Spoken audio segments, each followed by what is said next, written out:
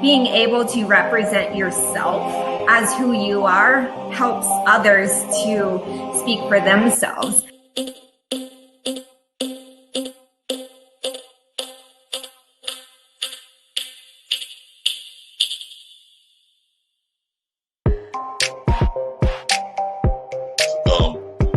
I'll say, as I know right now, the Star Trek and Marvel universe are connected, but there is the multiverse, so you never know.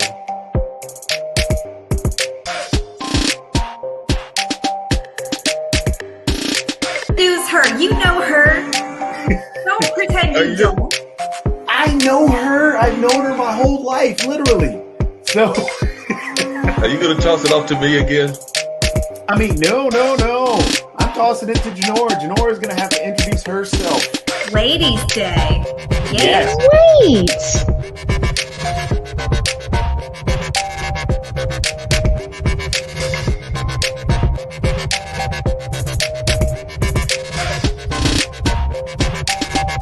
I don't think there's a video game that simulates what it's like to have a family.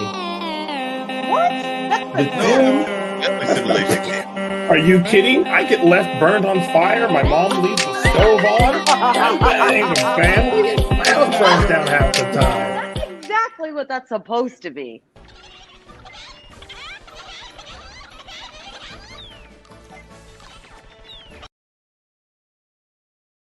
See, that's the new intro. I like it. I was laughing about the Sims comment. That really got me good.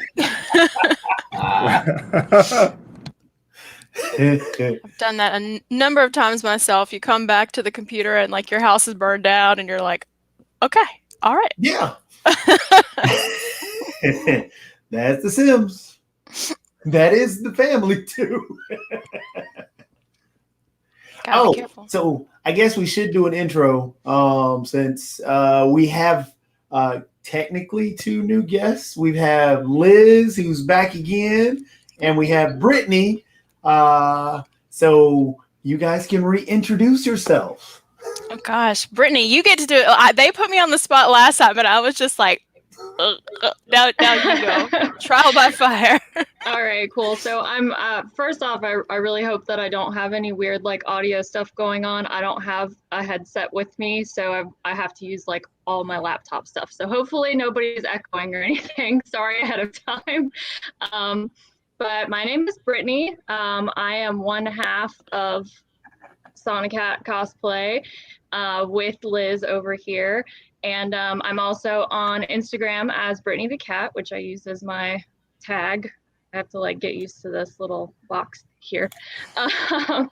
I've been doing cosplay for a really long time. I also am an actress, artist, normal person who likes nerdy stuff, video games, D&D, and anime. That's me. All good things. Oh yeah. We all love anime. Things. Weaknesses: chocolate cake and bees. I like long walks on the beach. All right, Liz, your turn. Kind of echoing what she said, I am half of Sonic Cat Cosplay, gamer, professional napper, anime lover. Yeah, that's pretty much me. I see you, Jatobi. What is that face? You're like, huh? Professional napper? Yeah. It's a thing. I It's thought a you real said thing. MMA lover instead of anime. I thought you said MMA, and I was about to be like, wow, this is news to me. I am the biggest MMA fan. Surprise! This is actually an intervention for me, I guess. To intervene with the gambling. Anime lover. I don't think I've watched a single episode of MMA. Maybe like wasn't CM Punk on there at one point?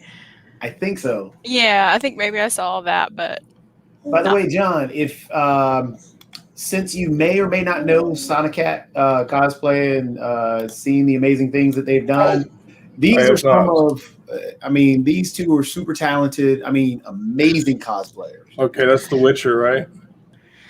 Sure. Yeah. Yes. Okay, I was just like, oh my gosh. No. We were literally just like, let's be fall witches. Okay, well. So yeah. She look. You know who I'm talking about? I forget her name. The redhead that's in Yeah. the Geralt's life, opposite of Yennefer. Yeah. That's what I thought when I first saw it. Triss. Yes, thank you. Marigold. Mm-hmm. All right, Black Widow. I like it. Some of these are tagged photos of us, so gosh, I'm sure they're less than flattering. Come on, Jatovi, do us right. You guys are amazing. I mean, you guys do some phenomenal stuff. So all the photos are great. So Thank you. Yes. You are so kind. Like I said, you guys Everyone's- are phenomenal. Thank you. We Street try. Fighter. I always like Yes. that one. You guys make all your own stuff. It's kind of, I would say, like, what is that? What is the name of that old cooking show? Semi-homemade, like half we make like half of it, and then half of it is either bought that or would make sense. thrifted Yeah. or Yeah. All right, Chun-Li.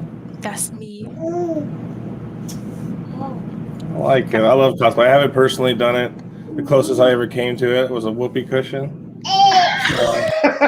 You should totally do it. It's so much fun. It's really just, obviously we do it because we love it. Me and my wife thought about going as Deku and Ochaka-chan from My Hero. The Definitely. Gravity, because her hair, she looks really similar to her, I guess you could say, for an anime character. But You Deku should don't have a definitely do beard, it. so I don't know what I would do. Couples cosplay is it's like living the dream, and if you have a partner that will do it with you, it's Yeah, she's amazing. totally down. That's really awesome because Brittany and I are like always trying to get our partners to do it with us, and they will not do it. We play Final Fantasy 14 together, and we do cosplay events with our company. Oh, that's so Aw. cool. That's really awesome. Last event we did was Heroes or Villains theme, and I went as Geese from Fairy Tale. Oh, Nice. cool. I'm a big Final Fantasy 14 player. Brittany. Oh, yes. Yeah, Brittany was. I'm trying to bring her back into the fold. I was actually gonna have So you have to fun. bring it up, like the. I just got the Heaven's Ward. That's where I'm at right now. That's my favorite. I love Everyone it. says that's their favorite expansion. It's My so company's good. like, that's our favorite. They're like, if you need help with anything, let us know. It's amazing. I listen to the soundtrack all the time and just cry for no Right? reason. Yeah, I'm at the point where I'm finding all the Aether currents, and I just got to the Oh, Chocobo area nice. with all the Chocobos. So that's where I'm at right now. Well, tell Brittany to come back, and then It's everyone fine. just migrate to Cactuar, and we'll I'm play on together. Siren. Oh, nice. Okay. It's Yeah. not that I dislike Final Fantasy. I loved it when I played it. It's amazing. It's really just subscriptions. I was playing WoW for a long time, and recently I cut off my subscription because I was like, this is just a lot monthly to have to keep up with everything else. And sometimes I have to like cut myself off to take a break, and then I'll get back to it. I tell Liz all the time that I am more than happy to come back to Final Fantasy whenever I have the subscription money. But right now I'm doing like free games like Genshin, and I'm truly enjoying that. Power of the wallet. Exactly. See, I tell John all the time that all these games that I have on my, because John will go through different, stream different games. Like he bought Humankind and all the other stuff. And I'm like, variety streamer, but then I have certain games I fall back on. You know what I mean? That fill in the gaps. and for me, I do as free as possible. So I'll go through Steam. I have found tons of free games on Steam that I'll go through from what's that one? Super Animal Royale, which is a cute little game. It's basically a battle royale with little cute animals. It's That adorable. sounds scary. Don't make the Right. animals fight. No. Oh, now I got to show you. It's just silly. It looks more so like a handheld game or a one that you'd find on the phone. It's just little small tiny game, but it's a free game. But then even Bomberman or Bomber Royale, they did Bomberman Royale in a neat little way. So Bomberman is actually kind of cool now. Little Nightmares was free. Little Nightmares is Oh, really Little cute. Nightmares is good. Yeah, that's Yeah. fun. Yeah. I watched Carnage play the second one, so it was pretty cool.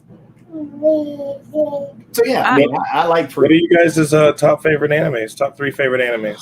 Oh gosh. Ooh. I can tell That's a you mine. loaded question.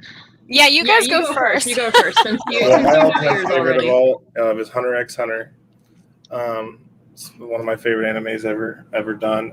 My second one would probably have to be oh my god, Tower of God on Crunchyroll, and then my third would have to be gosh, see, this is where it's hard because the new Castlevania was really good. If y'all haven't seen it, It was. and that's like something me and my wife bonded over on top of My Hero.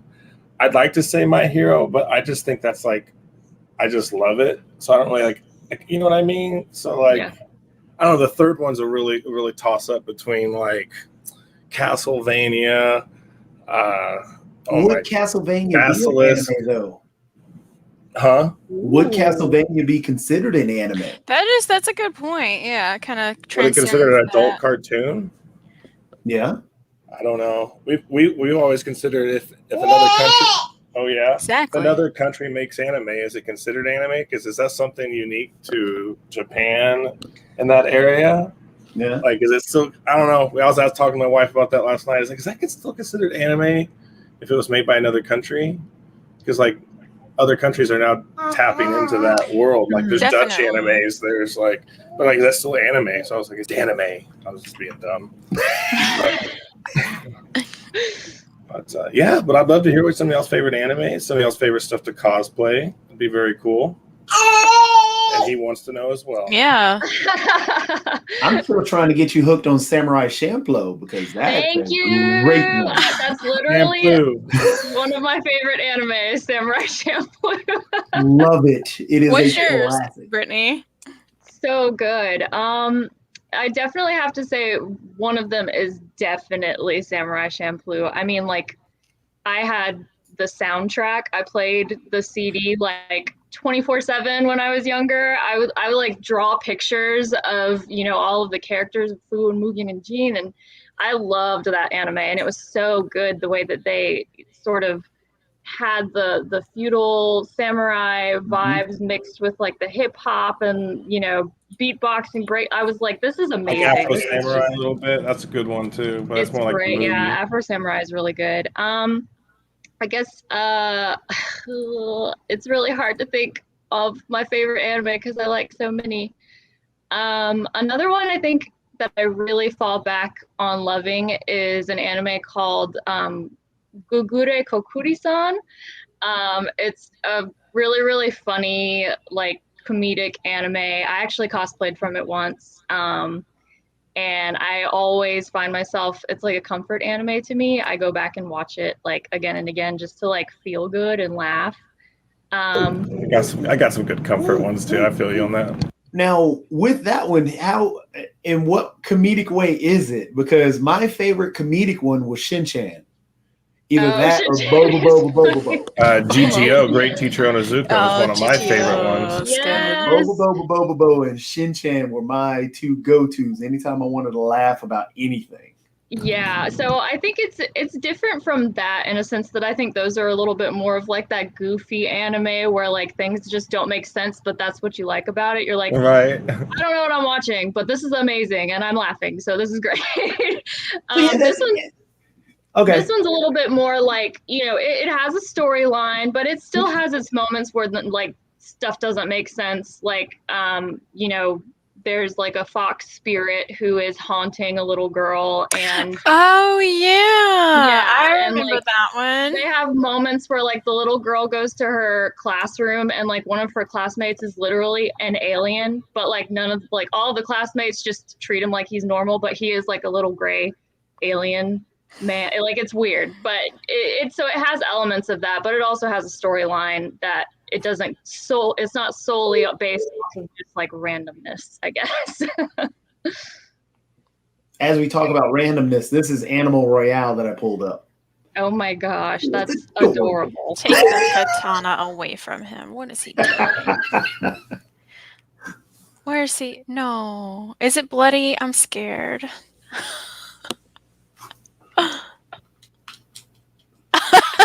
Oh my god. It's just like hitting each other with pool noodles. Yes. I like it. It's really cute. And just because it's a Royale, I've got to wait for more players. But see, quack shot. I kind of want to play this now and just like follow Brittany around and bonk her on the head. Like, But Well, yeah, Liz, if you'd like to honestly- go ahead and talk about some of your favorite animes, I'd love to hear. oh well, Brittany, I'm curious. What was your other ones? Because that Oh one. yeah, go ahead. I think my third favorite. I know Sarah's gonna start talking about her favorite anime. And I'm gonna be like, oh yeah. It's tough. I Um, cheated a little. I googled best animes because I was like, not. You cheater I with know. cheater face. really. Hey, I guess flashcards are a thing. my third one I'd probably have to say is Cowboy Bebop.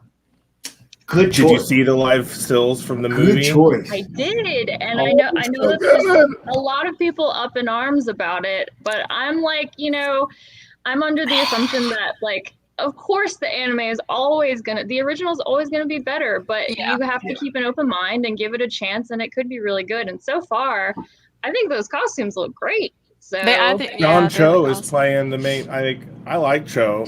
I do And too. he's Yeah, I from think he's a Harold really and good actor. Kumar and Yeah. Star Trek and. Sulu. Yeah. So I think people are afraid that it may turn out to be like Dragon Ball Z and the live action version. Don't worry about it being Yeah. too corny because, like, if you've seen some of the Netflix release, like the Full Metal Alchemist and Yeah. And a couple of Death them, Note. I still kind of like them because that's just me. I like the corny stuff. I'm Hello, gonna be welcome, right. Kara. Kara's here. Not for long, but I just wanted Oh, yeah. to pop on and say hi. Pop on and pop off. Yes. It's pretty crazy fierce today, but how's it going? It's good to see you guys again. Yeah. See, and Kara, you We're hadn't having a met wonderful Brittany. day. Hi. Hi. Yes, I haven't met you. How are you? I'm doing well. How are you? Good. You getting dropped into like a war zone by a giant duck? Yes. Sweet. We were talking about our favorite anime. And Sarah is avoiding having to say her No, favorite anime, so she's I'm- probably gonna ask you what your favorite anime is. Yeah, first. Kara, what's your? No, I'm surprised you didn't say Jujutsu. You're right. You're right. That's Jujutsu a new Kaisen. favorite. I think that's why I didn't really think about it because that's like a new obsession. And you just did such a great cosplay from it too. So So That's true. what I'm shocked at, and see, Kara, I know is big into anime.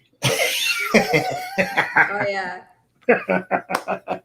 But the I'm not against one- it. I just don't know much about it right now. It's That's kinda like fair. video games. I We're gonna- don't dabble into a lot of things apparently. I'm pretty boring. no, my goal But is on to that get note, Kara I have in- to go. I am so sorry. I gotta Oh, go. already? Okay. Yes, bye. Bye. that was nice. Nice little visit. Yeah, she's awesome. But nobody said paranormal or paranoia agent. That one is so. I remember watching it when I was younger, and I was scarred by like the first or second episode. I was like, "This is too deep. This is too real." It's freaky, but it's so It good. The guy with the bat, the golden bit bat. Yeah. Oh, I feel like if I watched it now, I would probably like rewatched it. I would really, really appreciate it because I have more of like a mature mindset going into the anime. Back then, I was really young, and I was like, I don't know if I want to like get this real right now. Yeah. Right. But I do appreciate it though. It is definitely one of those really good psychological animes for sure. yeah. And I'm trying to remember. I always forget his name. The author who did the animes about. I mean, the manga about the spiral. Oh, Jujutsu! My Yes! man. Thing, yeah, that's Brittany. Another Uzumaki, Brittany's favorite. Yes. I love anything Jujutsu. It's masterpiece every time. I love it. And I just love how like in real life he's the most like quirky, nice, pleasant looking man, but he draws like the craziest, darkest stuff. I'm like, yes, same, Yeah. honestly. Oh, yeah, right. I feel that. walk around with a smile, but you're like dark and gloomy. You're like, hi, how you doing? You're about to die. Literally. You can ask Sarah. It's really funny. We'll be whenever we go to conventions, we're a lot more, like social and outgoing. And, every time somebody comes to talk to us, we're like, oh, hello. And then Sarah always laughs because she's like, I know deep down you're like, I want to get out of here. Yeah. I just want to go to the dark corner. Right. It's like love-hate. It comes with it, It's like, I feel like maybe I could be wrong, correct me if I'm wrong, but like you hate it, but at the same time, I don't know. Because like, it's exciting. Like even when people swing by and stop by my stream, I know it's exciting to get that, I'm talking about the hype. Oh yeah, we love it. It's just good. like an emotional exhaustion. When you guys are done, it's time to cleanse. Where's my tea and blankets? Social exhaustion for I sure. feel you for that, for sure. For sure. So, I guess the big thing that you guys were discussing, which I wanted to do live because I think it's such a great topic. I guess it's an odd segue into it as we were talking about anime, having a great time. I'll do mine. I wanted to get to know. Don't let her get away with this. Oh yeah. Good point. Good call. Attack on Titan, Escaflowne, and Gundam Wing.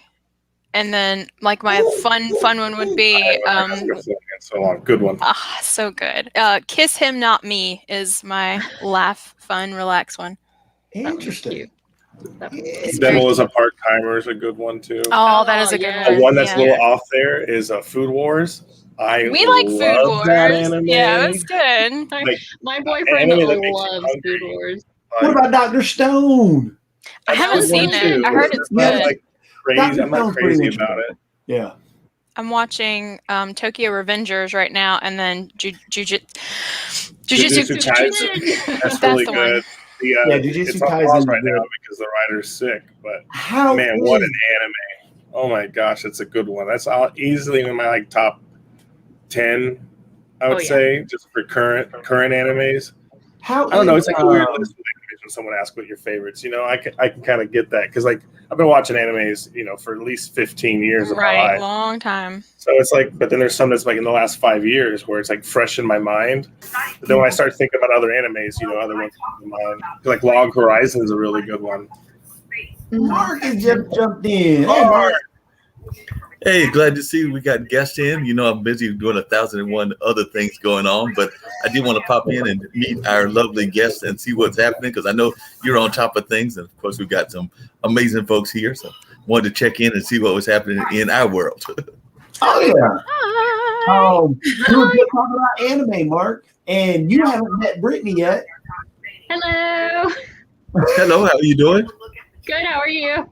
I'm doing good. So you're into the whole anime space. I've actually gone, as Jacoby knows, to a couple of those conferences. Have never dressed up because I don't know that I would know what to dress up as. Maybe Worf or somebody like that, but I don't know what I would come dressed as. But definitely I have gone to some of the conferences and always have an enjoyable time when I'm at them just watching you folks dressed up. So sometimes it's almost like a voyeur activity because you're sitting there going like, these are some amazing fun folks having great time and just enjoying themselves, kind of coming up in a character that is something that they saw from a sci-fi or a cartoon or something along those lines. But I'm sitting there going like, maybe I'll just sit back and watch. And definitely Jacoby knows that I sometimes love enjoying the costumes, and I've seen some truly amazing ones from all kinds of things, ranging from science fiction to fantasy kind of characters to a number of other kind of characters as well. So I guess the first question I got is, what do you come as and what is your go-to character? Oh, wow. Well, we kind of stepped into that a little bit. We kind of talk about our top animes and what they like to cosplay with kind of hand in hand, I would say. Some of their top stuff. I would say a lot of what I personally end up doing is a lot of comic book characters. I have sort of an athletic build already, and so I guess I always feel like empowered by dressing up as comic book characters because I'm like, oh yeah, I can, fight crime and do superhero stuff. I particularly love Marvel and all of like the Marvel cinematic characters, so I cosplay them a lot. I just recently did Black Widow. So yeah, I mean that's probably my go-to is comic book You know, characters. as you were talking, I was like visualizing. Let me see. Do I see her as Xena or Wonder Woman, or maybe both? Thank you. Yeah, I definitely love those types of characters that are, they kick butt. They're like strong women. That's one of my favorite things to cosplay as for sure. I don't know about Sarah though. You know when I cosplay. What do you cosplay?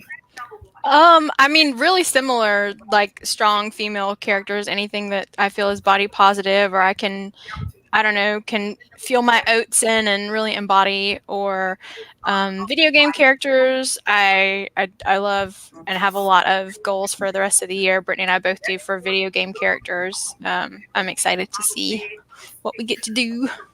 Well, a lot of time, and I'm sorry to just jump in, but that's what I do sometimes when Jacoby brings me into the conversation. But I know a lot of times we hear conversations about body shaming and things of that nature. And I guess one of the things that I love about cosplay, and I see people doing it, it's a lot of strong women characters, but even young girls that are able to get past that bullying, past that kind of body shaming that unfortunately goes on too much in our society. So I was just wondering, do you kind of like use this as an opportunity to educate as well? Because I do know that our society unfortunately has issues with body shaming and with bullying, and definitely bullying of the ladies of the world and all of that. But I was just wondering how you cope with that and how you deal with that aspect, and if you use it as a teaching moment.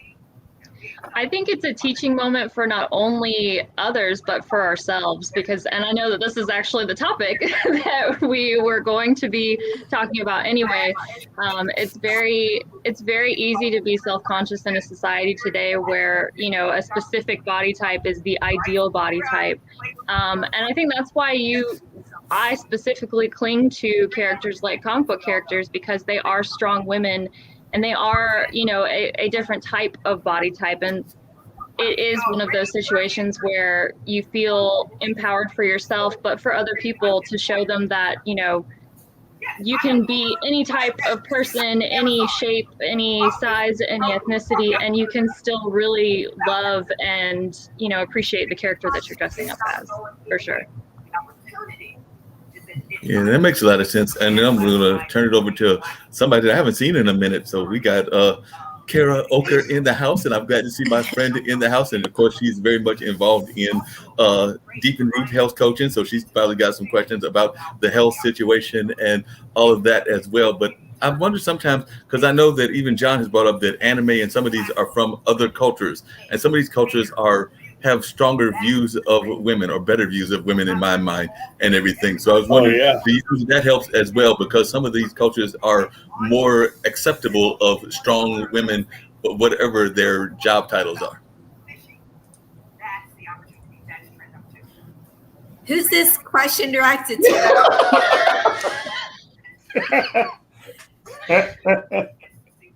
Me?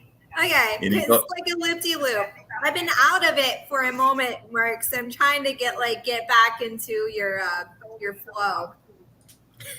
Hi. Sorry, I had to leave real quick, guys. But I mean, I don't know much about anime, and I think that's why I was confused about why the question, that part of the question was directed. But I think just in general,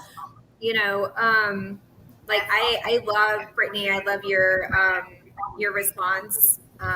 That there are strong women and who have more of a strong body type, and that should be celebrated. And also that's something to learn and feel for yourself as an individual. And I love that, because it is a self-discovery process.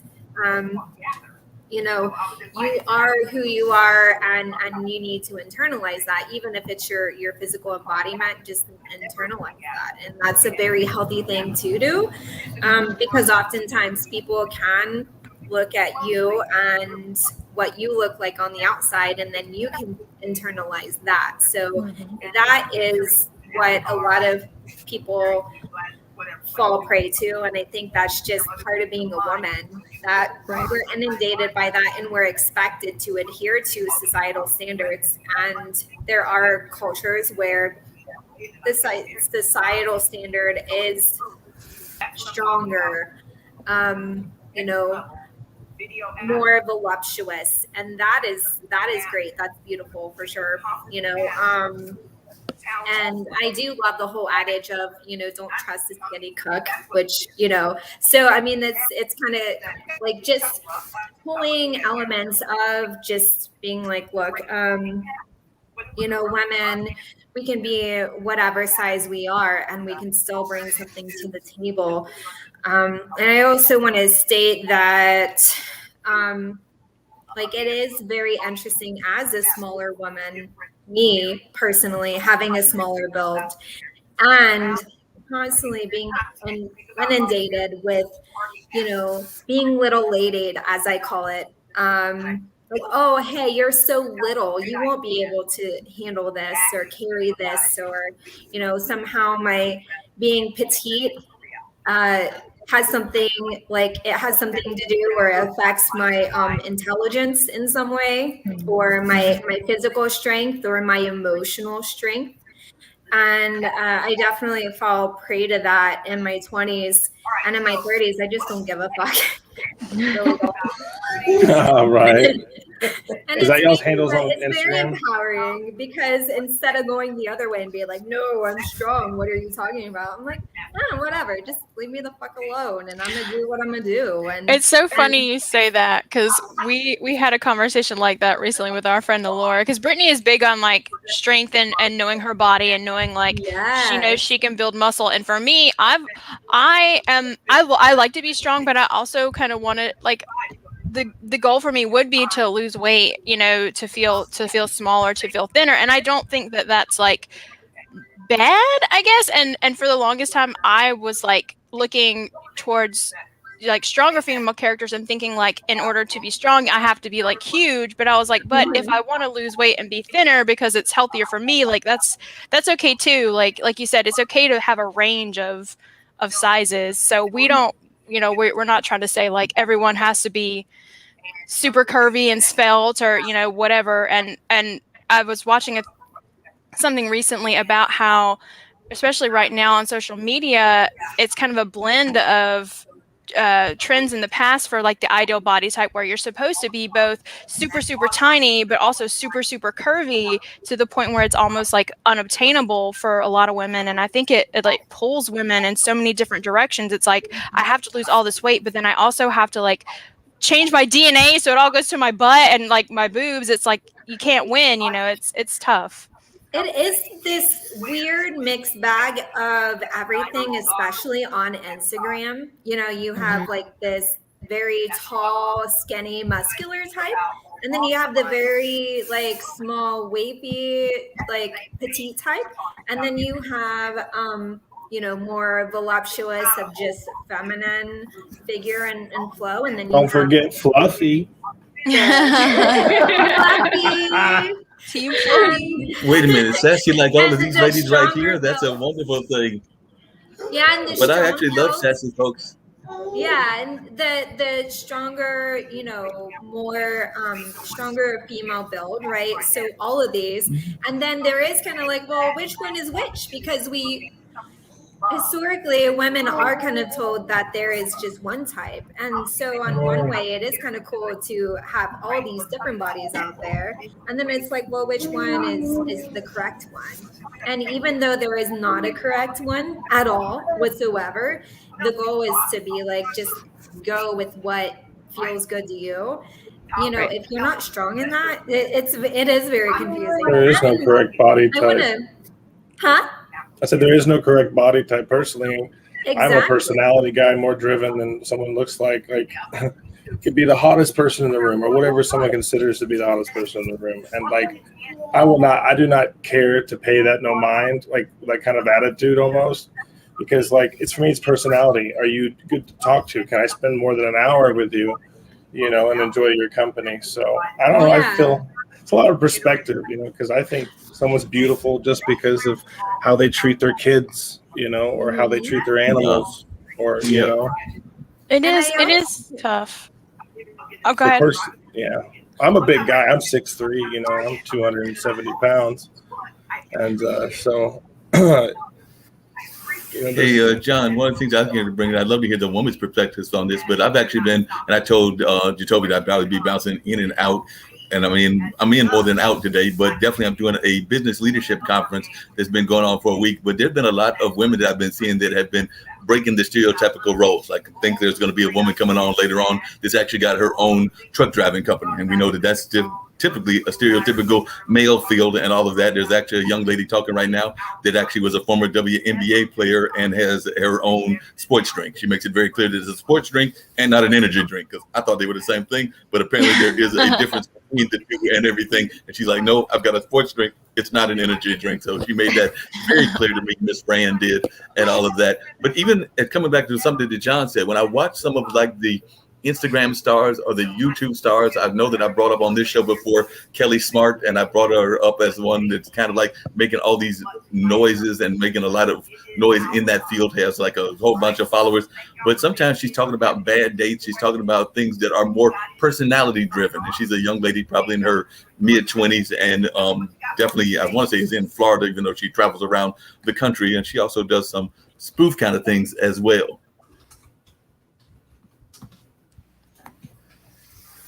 For sure. I think I actually really agree with what Kara said, in the sense that eventually we have to come to our own conclusion about body type and really learn to accept ourselves, because I know I definitely felt similarly. For a long time, I was chasing a body type, and I was chasing how to be, you know, these specific types of characters when I cosplayed, who, you know, may or may not look like me as the character, but I could still cosplay them no matter what I look like. But it was hard for me to accept that, because I was like, oh, well, you know, if I don't really look like that, I don't think that I'm going to represent that character very well. But over time, you know, you come to accept yourself and you say, look, the way that I'm built is perfectly fine, and I can represent that character in my own way. And that's what cosplay really is just representing what you love, the characters you love, but in your own way and in your own body, which I think is so great. Liz, I am all over your Instagram. Your pictures, oh my gosh, I'm like, you. Yeah, I dropped a follow on both you guys. Thank you. Yeah, beautiful ladies. Just, oh my gosh. Yeah, real nice I'm work. like, Thank really, you. really all about it. You just, whatever you guys have, it just really, like, it's like, I don't even know these characters, but I'm all about it. Thank you. And it draws me on because you two are very self-aware and just very, like, you can tell self-love is first. And so whatever that looks like in terms of like the character, it doesn't matter. Like, you just exude you, and then you just make it happen. And I love it. Thank you. Yeah, I think that is actually something that Sarah and I talk, or Liz and I talk about a lot. Even if we are really feeling ourselves or really feeling our cosplay, we still have moments in which, you know, like Liz will come to me and be like, I don't know if I'm feeling it today. I'm just like, I have put the costume on and I've looked in the mirror, but this is not good. And I'm all, you know, we always encourage each other, because we're like, look, I know that you feel that way, but you're being your harshest critic, because you don't look like that way to other people. And we always nitpick these, you know, little insecurities and imperfections, and other people don't see them. You know, they think that they would never in a million years look at it unless you were like, no, but I mean right here, this one spot. And they're like, I would never have seen that had you not pointed at it. I was going to say, I'm very, very lucky that I have such a good support system with Brittany. And that's one of the reasons why I think we did it as a duo is at our core, we are both very self-conscious. People may think we're not, but we really, really are, like, genuinely self-conscious. So we can always go to one another. And she is my biggest hype man when I know she's like, so tired of it by now, because I mean, just always every costume I'm gonna have a meltdown and be like, I look horrible, this is awful, I don't look anything like the character, people are gonna attack me. And she's there to like boost me back up and be like, all right, let's rally, let's put on like our RuPaul Drag Race playlist and feel ourselves. Right. And I love that you guys do that. You're like, this is terrifying. terrifying. What Yeah. am I doing? And I'm doing it anyways. Yeah, it's so funny you're because passionate about it, and you're like, just we're doing it. people actually, I feel like people have this perception of us as cosplayers that we just think we're like all that or like the best, and we are literally like the exact opposite. We're like you said, really terrified, but we love it. And at the end of the day, like even if we get one picture back and we both really like it, we're like, man, we look so cool in this. Like, and we work with really good photographers who just know how to make us feel good too, and hype us up. So it's a great process. I think as women, it is imperative for us to just feel so, even if we have the negative feelings of our body and just picking ourselves apart, which we all do, we all have insecurities, but I think it is so imperative to just at least be aware of our own bodies and any, like you have a photographer. Sometimes one of my really good friends and we started this during the beginning of the pandemic, which I thought was amazing because we couldn't really be around each other, but we would go on walks like 6-10 feet away from each other and just like walk by each other and bring our own coffees and just kind of be in the same vicinity going down the street. And we got to the point where we would just we would have like little photo shoots, and then we would send each other pictures afterwards, and it was just us and our I've been in yoga pants and whatever, just looking like I'm about to rob a yoga studio. And,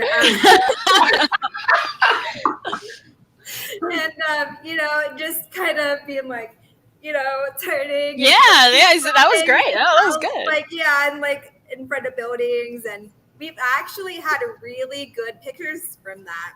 And he's used some of his pictures on professional profiles and all that. So it's just really fun, not just for women, but men too, but especially women, where regardless, for every male who is given a comment about his body, 10 plus 100 women plus are being told the same thing, only worse. And it's just like being comfortable and just being aware of your body, how it moves. Just awareness is key, so you're not surprised I have this little whatever here. Then you can be like, oh yeah, totally own that little. Yeah. We do that all the time. We know. And Brittany will fix me. I'll be like, I'll pose and I'll look at her and I'm like, help, make this look good. And she'll be like, okay, no, don't do that. And yeah, so she helps me with that too. Mm-hmm. That's awesome. That's so cool. So if you were to reach out to, I guess, little girls and try and empower them, how would you empower them? Because that's one of the toughest things, because we still are in a patriarchal society. We still have so much imagery out there from the stuff in video games. I love what Marvel's doing, what they did with Agent Carter. I thought that was phenomenal. And with Marvels, and now you got Riri, who's going to be announced in Black Panther 2, and all that stuff that's going to happen. But how do you empower little girls so they can take that step that you guys have taken? I really think that it's pretty much exactly what you just said, with the rise of pop culture really supporting these strong female roles like Black Widow and Scarlet Witch. And, even in anime, we were just talking about Jujutsu Kaisen. Nobara is a character that is, she was like, I'm not afraid to be pretty and I'm not afraid to be strong. And I love, yeah, she's a badass. Meg's also kind of a badass too, with the glasses. Yeah, real quick. So many strong female characters. And I feel like that representation itself is something that, when we were little girls, we didn't see a whole lot of, other than like Xena, and but it's starting to become more and more popular to see female characters that are not weak, that can hold their own with guys and can be strong. And I think that as cosplayers, when we dress up as those characters, we are not only shining a light on them so that, you know, if a little girl looks at the character and they say, I don't know who that is, but I really like that character's costume, they'll then look into it and say, oh my gosh, I actually really like this character and I love this anime. And that sort of helps them to find, you know, different avenues of women role models. Yeah, We've talked to a lot of parents representation. too. We Yeah, I think it's cool. doing working, like, you know, working at the conventions and stuff. We always have little girls come up to the table, or just like if we're walking around and they're in costume, and we like encourage them, and Brittany will like bend down with them, like she'll be Captain Marvel and they're Captain Marvel, and she's like, put up your fist, you know, you're strong, and they're like, yeah, I'm strong, and it's so cute to see. And we did a women in gaming panel at GalaxyCon last year, I think, and there was a little girl who came with her dad, and she had like started a stream, like a Twitch stream, and the dad was like there supporting her and making sure it was a safe space for her, like monitoring the chat. So like, you know, it is important that parents, I think, encourage that too, and are actively involved, because you can get into a situation where if they're doing it by themselves or it's not monitored, like people leave ugly comments or, you know, whatever. So if you're actively involved and encouraging them, I think that's wonderful, and it can make it more of a positive experience for them overall. On a side note, since, you know, we haven't hit 2021 yet, my plans aren't set in stone, because I've got 3 lands that I've got to have you two. We are in 2021. Oh, I'm sorry, 2022. I was like, I was like, bro. I was just letting go. Same. I was letting Yeah, you know, go. just let it go. It's okay, Jacoby. You know, it all blends together. But I got 3 lands that I'm going to need you guys on the Girls Got Game panel that I run love on to. every one of the lands. Love Love to. Now, one of the, I guess, still trying to think of staying that same teaching people about taking that first step. One of the things that I always say is that Teach them how to treat women right. I got 2 boys, you know, so We always Teach need them how to treat allies. women. Absolutely. one of the things that I've always said in trying to utilize the movies that are out there, I've always said that Captain Marvel is about a woman's struggle, but Black Panther was about women's empowerment with Adora Milaje. So I don't know if I'm correct on that. I think a lot of the representation of strong female characters is a struggle, but essentially it's overcoming the struggle, and it's very relative to us. You know, in everyday life, women have to overcome a lot of things as women, but what matters is we come out the other side knowing who we are, knowing that we are powerful women and that we can accomplish anything so long as we put our minds to it. I'm like a motivational poster. have you guys seen The Handmaid's Tale? I Yeah, love really Handmaid's love. Oh, you Tale. talk about woman empowerment. My wife loves that show. She's That last season, ooh, yeah, it's she's tough. like, yeah, she's over there watching it. She's like, yeah, get him. Yeah. Handmaid's Tale. Sorry to like switch the subjects, but my little Henry got neutered yesterday, and he has this little cone. Oh no, he's got the wings. Yeah, and I was taking like all these pictures and a couple little photos.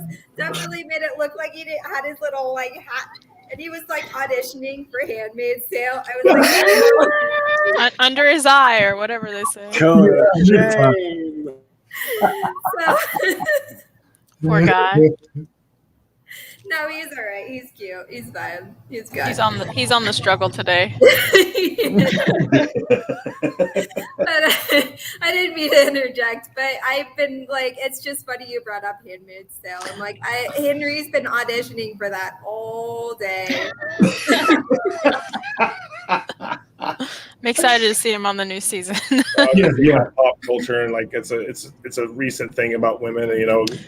And Definitely. the struggle on that show is, whew, man. It is. I haven't watched it's it all, tough. but she's talked to me about some of it, and that's a good one. You know, if you want to talk about some of the struggles that possibly women and some women in the world do go through. Yeah, Believe it or not, some of that stuff is real. It's terrifying, and honestly, I have never had so much. I don't know, empathy, like watching that show, gosh, I don't want to get too deep with it, but it just it reminds you that this happened. Like stuff like this has happened and it is happening. And it like really hit me watching that show. I was like, I'm getting chills thinking about it. I'm just like, this actually happened to people, like, and it's happening. It's awful, it's scary. I don't know how men can treat a woman like I can't fathom it. So it's like it's hard for me to understand it, you know. I mean, guys, Yeah, I mean, one of the things that shocks like simulated period pains. So, like, how can we deal with our struggles? You know, I mean, those more like videos how can a where they man have like treat someone simulated like that? period pains, and they're on like the strongest level, and then the women are like, this is like a maybe a 2, and guys are like, I'm dying. Yeah, it's my favorite. No, but I thing mean, to I would watch. love to hear from the ladies, because one of the things that we oftentimes hear from is we hear people that are too often, for lack of a better term, poo-pooing the idea of flirtation and over sexualization that men do of women sometimes. Because I mean, we even saw that with Cuomo, and when he got out and people were trying to say that couldn't have happened, and we saw it happen with some of our athletes and things of that nature. So I'd love to hear from the ladies how you relate to what society does, because a lot of times society will try to brush aside when the men are plainly in fault, and like I said, they will not even accept their fault. And I've even had friends of mine that have been in the political space, and they try to pretend as if it's the norm to be in the political space and be able to have these flirtatious moments, where I think that you need to respect women all times, but not everybody believes that. But I'd love to hear you ladies' thoughts about how sometimes even society and the media doesn't necessarily do a good job of appreciating what y'all are going through. Well, I think it's important to really dissect what guys think is respectful, because what may be deemed respectful is actually demeaning and degrading. Like, oh, I'm just trying to be a good guy. No, you're little lading me. And that is well intended. However, no. You know, like during the pandemic for a while, to kind of just help things make things happen, I worked at a grocery store, and you betcha my PTSD came back full force, because there was not a day that I was stocking peas on the shelf on a ladder and some guy thought he could just be like, oh, don't fall. What? And to them, that was their opening to flirt. Right. And so it's like, what are you wanting to accomplish with this conversation? Is it productive? You know, a simple hi, how are you today is good enough. That is good. You're golden. You don't need anything else. That's good. But it really is important to really understand like the intention of your language, and would you want that said to you? I totally especially like everybody's favorite. You should smile when like a woman is just trying to go about her business in a normal day. And I really just want to, like, if I ever hear somebody say that, I just want to be like make the worst face that I possibly can and be like, is this what you want? But I had a memory come up on my Facebook, and I had posted a status that it was like, the only people who could tell me to smile is like a zany old man with a spinning bow tie, and I stick to that. Unless you're a zany old man with a spinning bow tie, don't tell me to smile. He sounds amazing. That Right, and person you'd needs to be like, exist.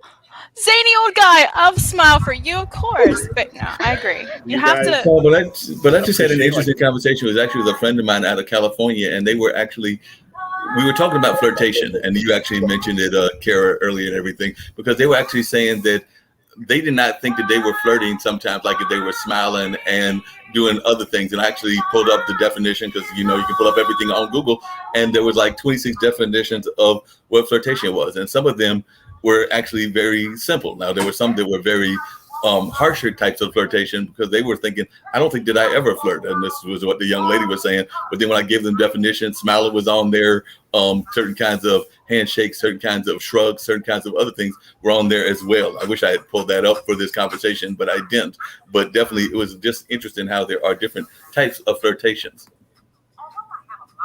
Well, and it's important to let someone know if you feel that is being flirtatious and it's unwarranted, or if it's warranted, be like, you know, reciprocate. But if it's unwarranted, I've gotten very comfortable with that makes me feel uncomfortable.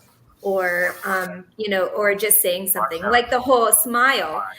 No, not today, sir. I don't have to do anything, you know? And it's fine if it comes across rude because, you know, or like when you're not now because of COVID, but before COVID, when you're in like a crowded room and like that random guy who like your hips to move you. I kind of wonder like how that would work if you did the same for the guy. Like, whoops, there you go. You know, Excuse me there, little guy. Brittany's so tall, that Damn would it. work. Yeah. Like, sure. Or like pat him on the butt as they go. That by. drives me insane. It makes me like, I feel like the best rule of thumb is to ask someone if they're flirting with you, because I get that a lot too, and I get it all the time. Guys will be like, "Oh, you were flirting with me." I was like, "If I was, then I flirt with everyone because I was just acting with you like I act with everyone else." And so People have a hard time understanding just being polite is not Right. flirting with Right. somebody. Exactly. And so if you just ask, be like, "Hey, I'm sorry if this is really off base, but I don't want to misunderstand. Are you flirting with me?" I would much rather have that. Any guy who says something like that, like just speak straight forward out, in like Yeah, a non just creepy way. right, in a non-creepy way. That's the thing too. Is Hey, look, I just- like you. I think you're pretty. Fruit Yeah. sounds great. Yeah, like it's weird. Just be direct. Just communicate, and yeah, it doesn't have to be some weird guessing game. It's like sometimes the flirting is a power move, It changes or that. just based on their insecurities. And oh, hey, John, and you know, so it's like you know, why do I have to be on the receiving end of your you know tiny penis syndrome? Like, why? Wait a second. What? In the tiny penis intro? Yeah, that's what Syndrome. she just said. She The got funniest, there. the funniest But thing I'm I just ever like, heard you about sometimes find, because you know we're in these audio spaces now, not just StreamYard. Of course, we're all here visually, but now there's things like Clubhouse and Green Room and things like that. So how do you ladies feel about that space? Because sometimes the flirtation, you can't even recognize it because it's vocal flirtation. It's not something that you're actually seeing. Because I'm even seeing some people that are complaining about flirtation in some of those kind of spaces as well in social media. But I'd love to hear y'all's thoughts about that, because I've ever heard people complaining that they feel that maybe the moderators are flirting with them, but you know, it's in a verbal space versus a visual space. That's tough. I don't know. I'm thinking back to like playing WoW and flirting in guild chat and like how that comes across and like Discord and I don't know. I guess it depends on if it was appropriate or not. You know, if you're on like a Zoom call and your boss is being salacious, then probably not appropriate. But if you're just in a social space and someone's giving you like a voice tilt, then I don't know. I mean, take it or don't take it. I don't know. Hi, Liz. How are you today? Oh, hi, Kara. Welcome to the chat. I am uncomfortable. There you go. That's how you handle it. Hi, Liz. What's your number? I 5. do not like the tiny penis Right. intro. That is interesting to think about, though, like virtual spaces and I don't know. I haven't dated in that realm, so I have no experience with that. I don't know, Brittany. Did you do Online dating? You talking about? Tinder? Or... Back in the day, I did. I did, yeah. Plenty at of fish. one point. But I Okay, definitely Cupid. don't think I put any sort of I was in that world. Of course, I was a like- man. I don't think I put any sort of like real confidence in online dating because I do feel like you get these messages from people Oh yeah. and you really don't understand their intentions because You they get like could 18 dick pics too. Hey, what do you Yeah. think? well, You and wanna ride? they could also be playing the long game Sure. and they'll start out really polite and they'll start out, you know, like really Oh, yeah, it's asking really about in. you. And then as And soon then as all you of a turn them sudden it down, they turns get into mad. like, you know, Yeah. what you wearing? And then you're like, my pajamas. I know all about these fuckwads, man. Hey, John, Yeah, wait he a minute. Did How you it say works. you? Weird invitations all the time. He's like, What? hey, I thought you were a woman. And now you're like, you're a man and you're sending me dick pics. What the hell? Just No, I met my wife on Plenty of Fish, so I Oh, know cool. all about the online dating world. That's funny. She used to tell me about some of the shit she would receive on there, man. The dick pics is real. Or guys, they'd be like, "Hey, how you doing? Like, you want to hang out?" And the girl would be like, "No, not right now." And as soon as he denied her, he turned into a huge douchebag. Oh, yeah. It's like, what the fuck, man? I'm busy right now. I don't even know you. Yeah, I want you to invite you to my home to sit on the couch after 5 minutes of having a conversation. Well, I How mean, do you- even You mean that's outside. code for chopping me up in a Oh, million pieces guys are and putting fucking me in idiots. your trunk? Yeah. I was gonna say, John. I'm Then really how did excited you about how that. did you do it? Like, how did you approach flirting online with your wife? Oh, I just talked to her like a normal. We had a conversation built up over. There you go. Yeah. Makes sense to me. Oh, I Hey, wasn't John, just like, but wait a "Hey, minute. what's in your pants?" But John, you said you were on Plenty of Fish. I'm still getting over that and everything because that was definitely one of those ones that was known for having a bad reputation. I mean, there was hot or But not. one of the things I was here to ask is, Oh, I'm sorry, guys. you know, even I'm in really that sorry. space, a lot of times there's a lot of catfishing as well. Because I'm not gonna lie, Oh, I'm in yeah. my 50s and I've definitely been catfished. So I've definitely been catfished. So I was wondering how the ladies feel about that kind of situation because I've seen folks that have, you know, sent me a nice little picture of somebody that looked very You just don't know how attractive to and look for the everything, and then signs. I It can called be them up hard. later and they were sounded like the guy from Somalia. Oh yeah, On that note, I'm so sorry. I have to go, like right this second. That's But fine. So Have a good good to one. see you. Bye, Liz, Kara. oh, Brittany, I'll find you on Instagram if you don't mind. Yes, of course. Please do. I will follow back. Thank you. Cool. Bye. Oh, yeah. Bye, guys. Bye. I feel like catfishing is. I don't know if you've watched any episode of Catfish. I feel like The you kind show? of know the tools. I Yeah, was like, watch the show because that has got like even yeah. from way back Well- when, before there was all of this, like all of these sneaky ways to figure out if somebody's catfishing you. They went. Well, I about- had ways to just prove that. Like I was just like, there were certain things I just wouldn't do unless there were certain ways to prove it. But it wasn't hard. right. You know, it wasn't hard to do.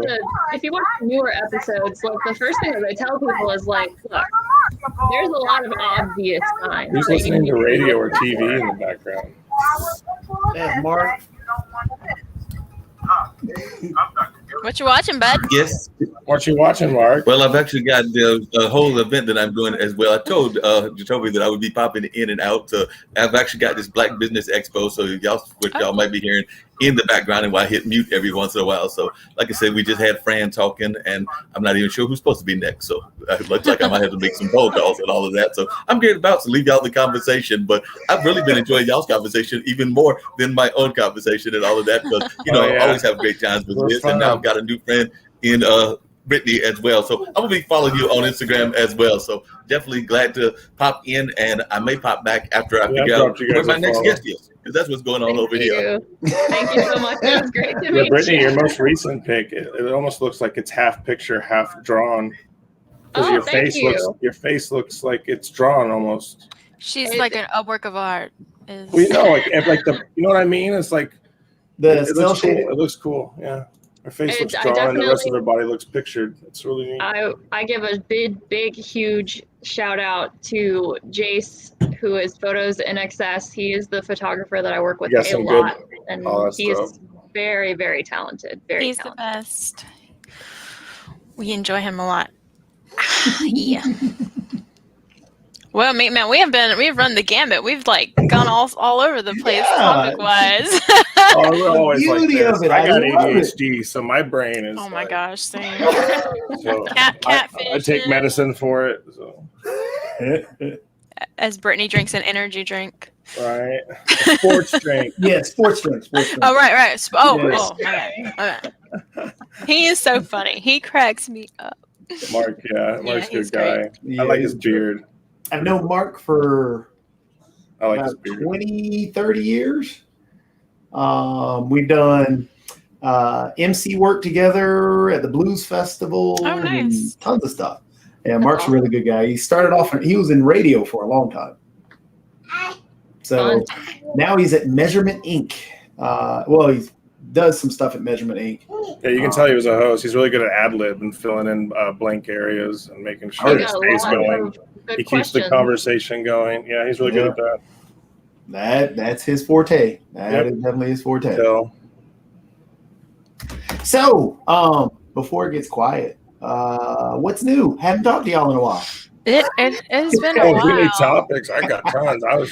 I hate that Kara couldn't be on more because I definitely would love to get her input. You know, we had originally started talking about like, and I hate to say, I call myself an aging geek, and people are like, oh, you're not, you know, like wizened or whatever. But it is, for me, being someone who is getting older and as a geek, as a cosplayer, and I'm in the body same boat. changes, and yeah, it's difficult. I'm 33. So.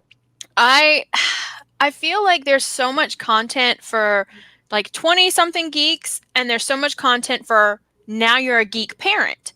But I'm not a parent, so for me it's kind of strange because even when I'm like on Twitch or on Twitter and I'm trying to follow like some like-minded people, I don't know, I just feel like there's not like a you're a cat lady geek level of stuff. Are you a cat lady? Yeah. That's why.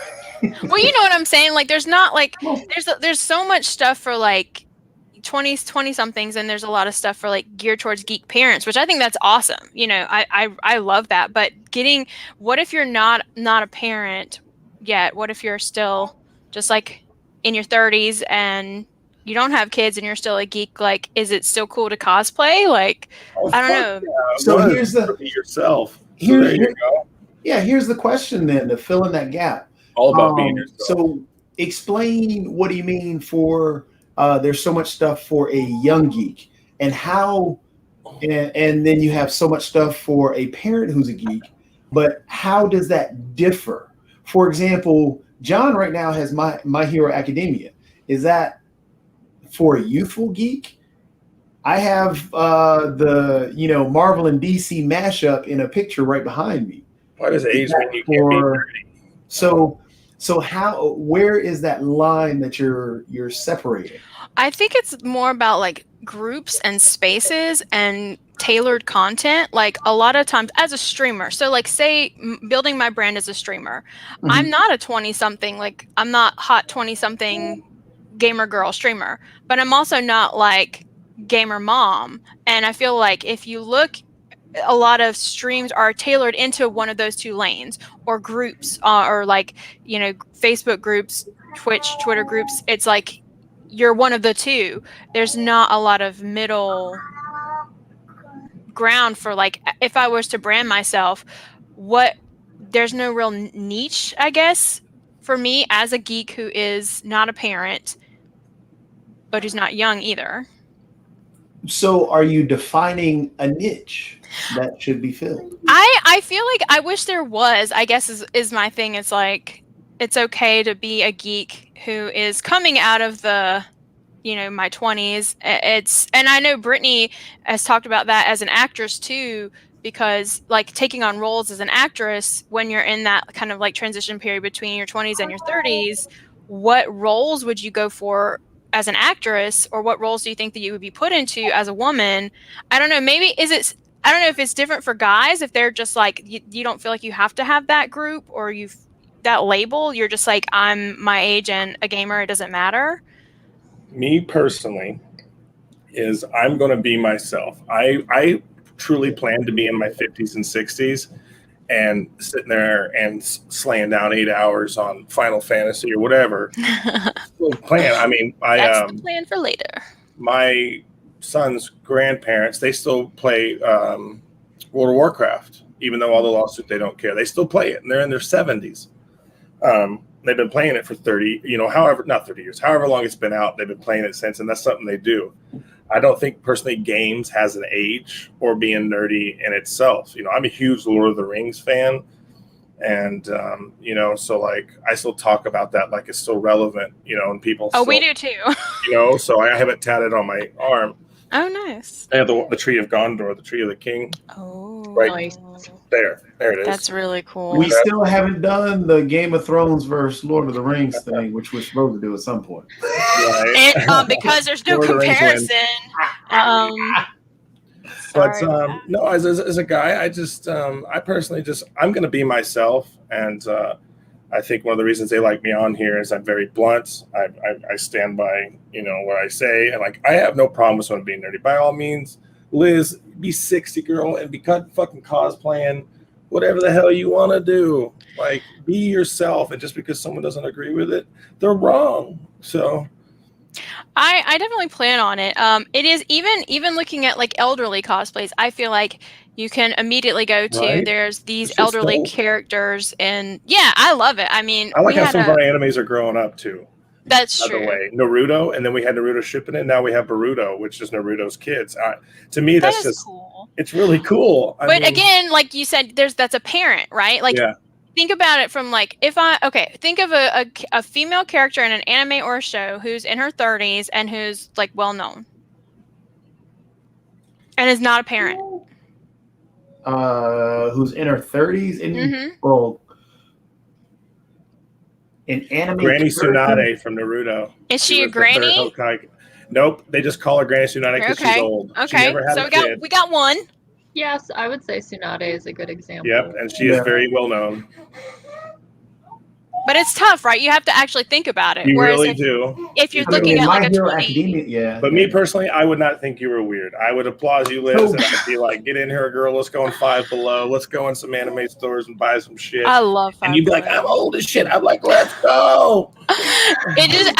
I've been listening to like Anna Faris, the Anna Faris, yeah. ex-wife of Chris Pratt. I think it's Chris Pratt, yep. and her talking about as an actress and getting older, and she's almost 40, and she was like, there's roles for young women and there's roles for older women, but like that middle in between, it's You get tough. stuck with like I prefer mom. mature, Hmm.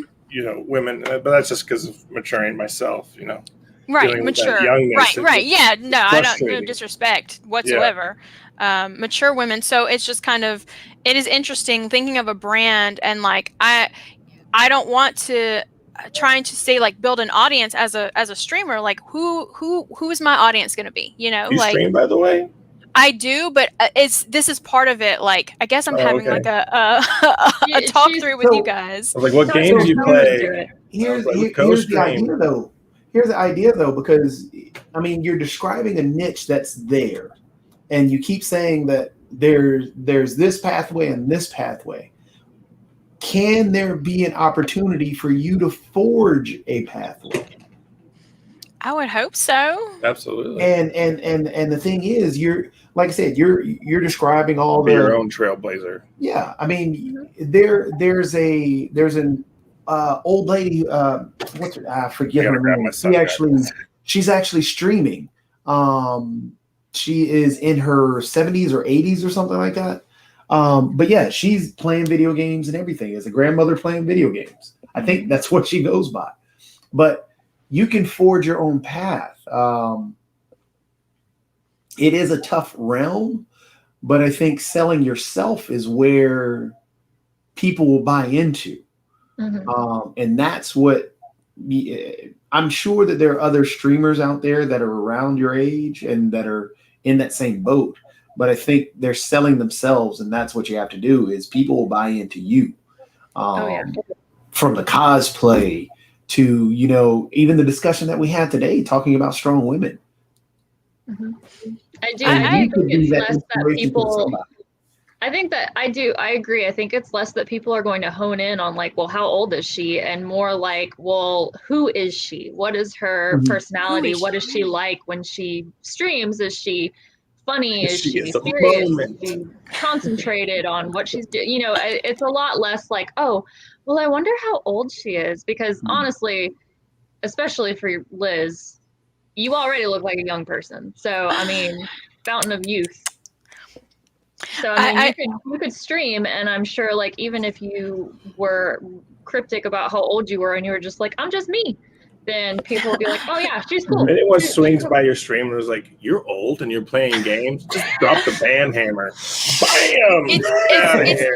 It's one of those things I've been thinking about a lot, and it's so funny because recently, as of last night, a YouTuber that I follow who is an ASMR artist, she said that she started when she was 27 making videos, and now it's 5 years later, she's 32, and she was like amazed at how much negativity and hate comments she got just because she's older now and she's not 20 something. Yeah, it's ridiculous. And people were like, you have lines on your neck. And she's like, I'm 32. Like, yeah, I got a line on my, that kind of stuff. Did And Rita Ora talk about that a couple years ago? did about, she? She was like hit 30 and she posted a picture of her on her Instagram. I don't like follow them on Instagram, but like you're on like those silly websites and it shows up a little column on the side where it's like, what I'm talking about. But I remember her talking about it because she was talking about how people were hating on her because she posted a bikini picture after she passed the age of 30.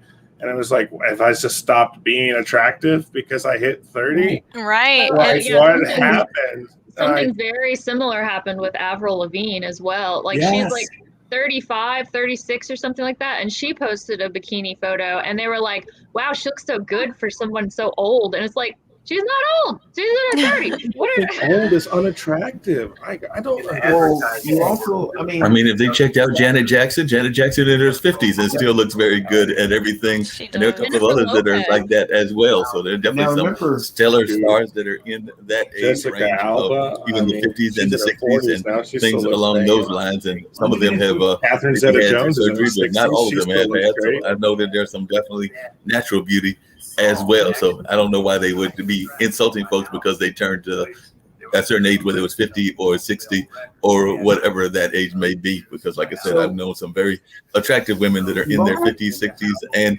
even older than that and all of that. So definitely, I'm oftentimes fascinated by that. One of the things I was bringing up earlier, and I don't know if y'all caught the whole question, was I was been following Kelly Smart, and I mentioned that earlier, and she's like a YouTube star and everything, but some of her slice of life videos are very much, I don't know that the older people could get away with it if they were trying to do it. And I don't know what y'all's thoughts are, because like I said, I know that she had one episode where she was talking about somebody that basically tried to cheat her out of a date. So basically they wanted her to pay, and then she had to do the whole Venmo thing. And then she was also trying to, I think, get with one of the major rappers. So she went to California with no real date with that person, but she just like sent a Instagram message and said, meet me at this restaurant, knowing that that probably was not going to happen. Ooh. But still made a whole video out of the nature of this being a possibility of a trip and all of that. And then she's done things around minimalism and just different parts of the world that she's lived in, because she's been in Florida, she's been in California, I think she's been in Texas, and I want to say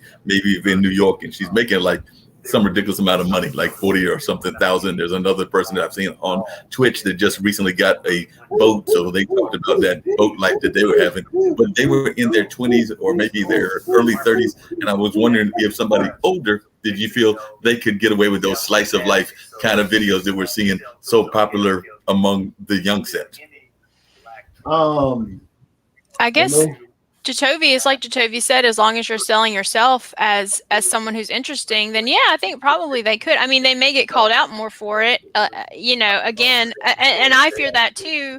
As a cosplayer, they'll be like, oh, well, you're in your 30s. Why are you cosplaying a teenager, Sailor Moon? Like, you can't. So I don't know. I don't know how people would take that. I don't know. I mean, I think people would. I think exactly what you said. You're gonna have a ton that are gonna be mad, just because of the society that we're in. How you guys were talking about how men will come down on you about how you're not looking this way and you're not looking that way. To be fair, women are just as brutal. Yes. I agree. But it's just one of those things that we are stuck in that viewpoint that your looks have to be a particular way. And if we can get out of that and just accept somebody, accept the way they look and accept, hey, they're beautiful in the way that they are. And I think that would get past. I mean, it's going to be an impossibility. I mean, that's just the way our society was built.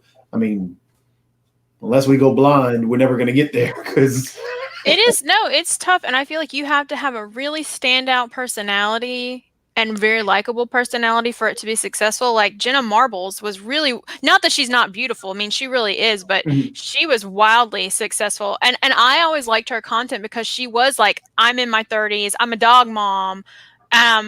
Dressing up with a bunch of Claire's items on me. And I was like, yes, literally, like, that is me. I love it. But it's few and far between. And I feel like you must have to have really thick skin to get to the point where you have enough positivity to outweigh the negativity. I don't know. It just seems like it's tough. Speaking of positivity, I was wondering, do you think that sometimes even some of the movies can create new environments and new acceptance? Because I know that I've been hearing of a lot of people that have been very much acceptance of even like a powerful Black woman character because of some of the characters in like the Wakanda movies and things of that nature. So I was wondering, do you think that sometimes the newer movies can even create positive images in other cultures? Because like I said, there was a long time that except for maybe some of the Catwoman characters with Eartha Kitt and definitely Holly and some of the others, that we didn't have that many strong minority women characters that I have seen and everything, but definitely with Wakanda, and I'm thinking there's some other ones that are coming out, we might see more of that. So do you think that we're going to see acceptance within different cultures and not just within the women as well, but the women of different cultures?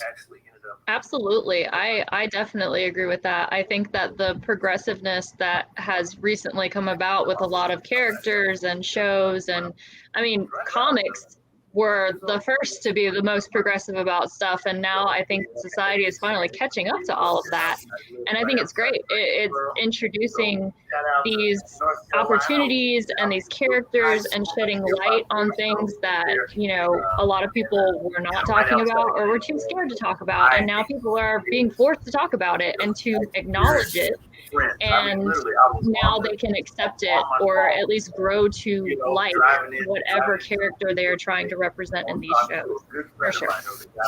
Gotcha. What's your thoughts, Jacoby and John? Oh, I was just gonna say. I was just listening to whatever you were watching. I was just gonna say, to tag on to that, how do you think video games can jump in and help improve that?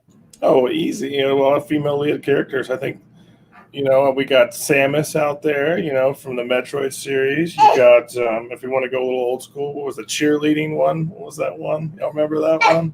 Are you talking about Lollipop Chainsaw? Yeah. I wasn't particularly empowered by that, but I know a lot of people like This it. is a little bit more the road that you want to go down.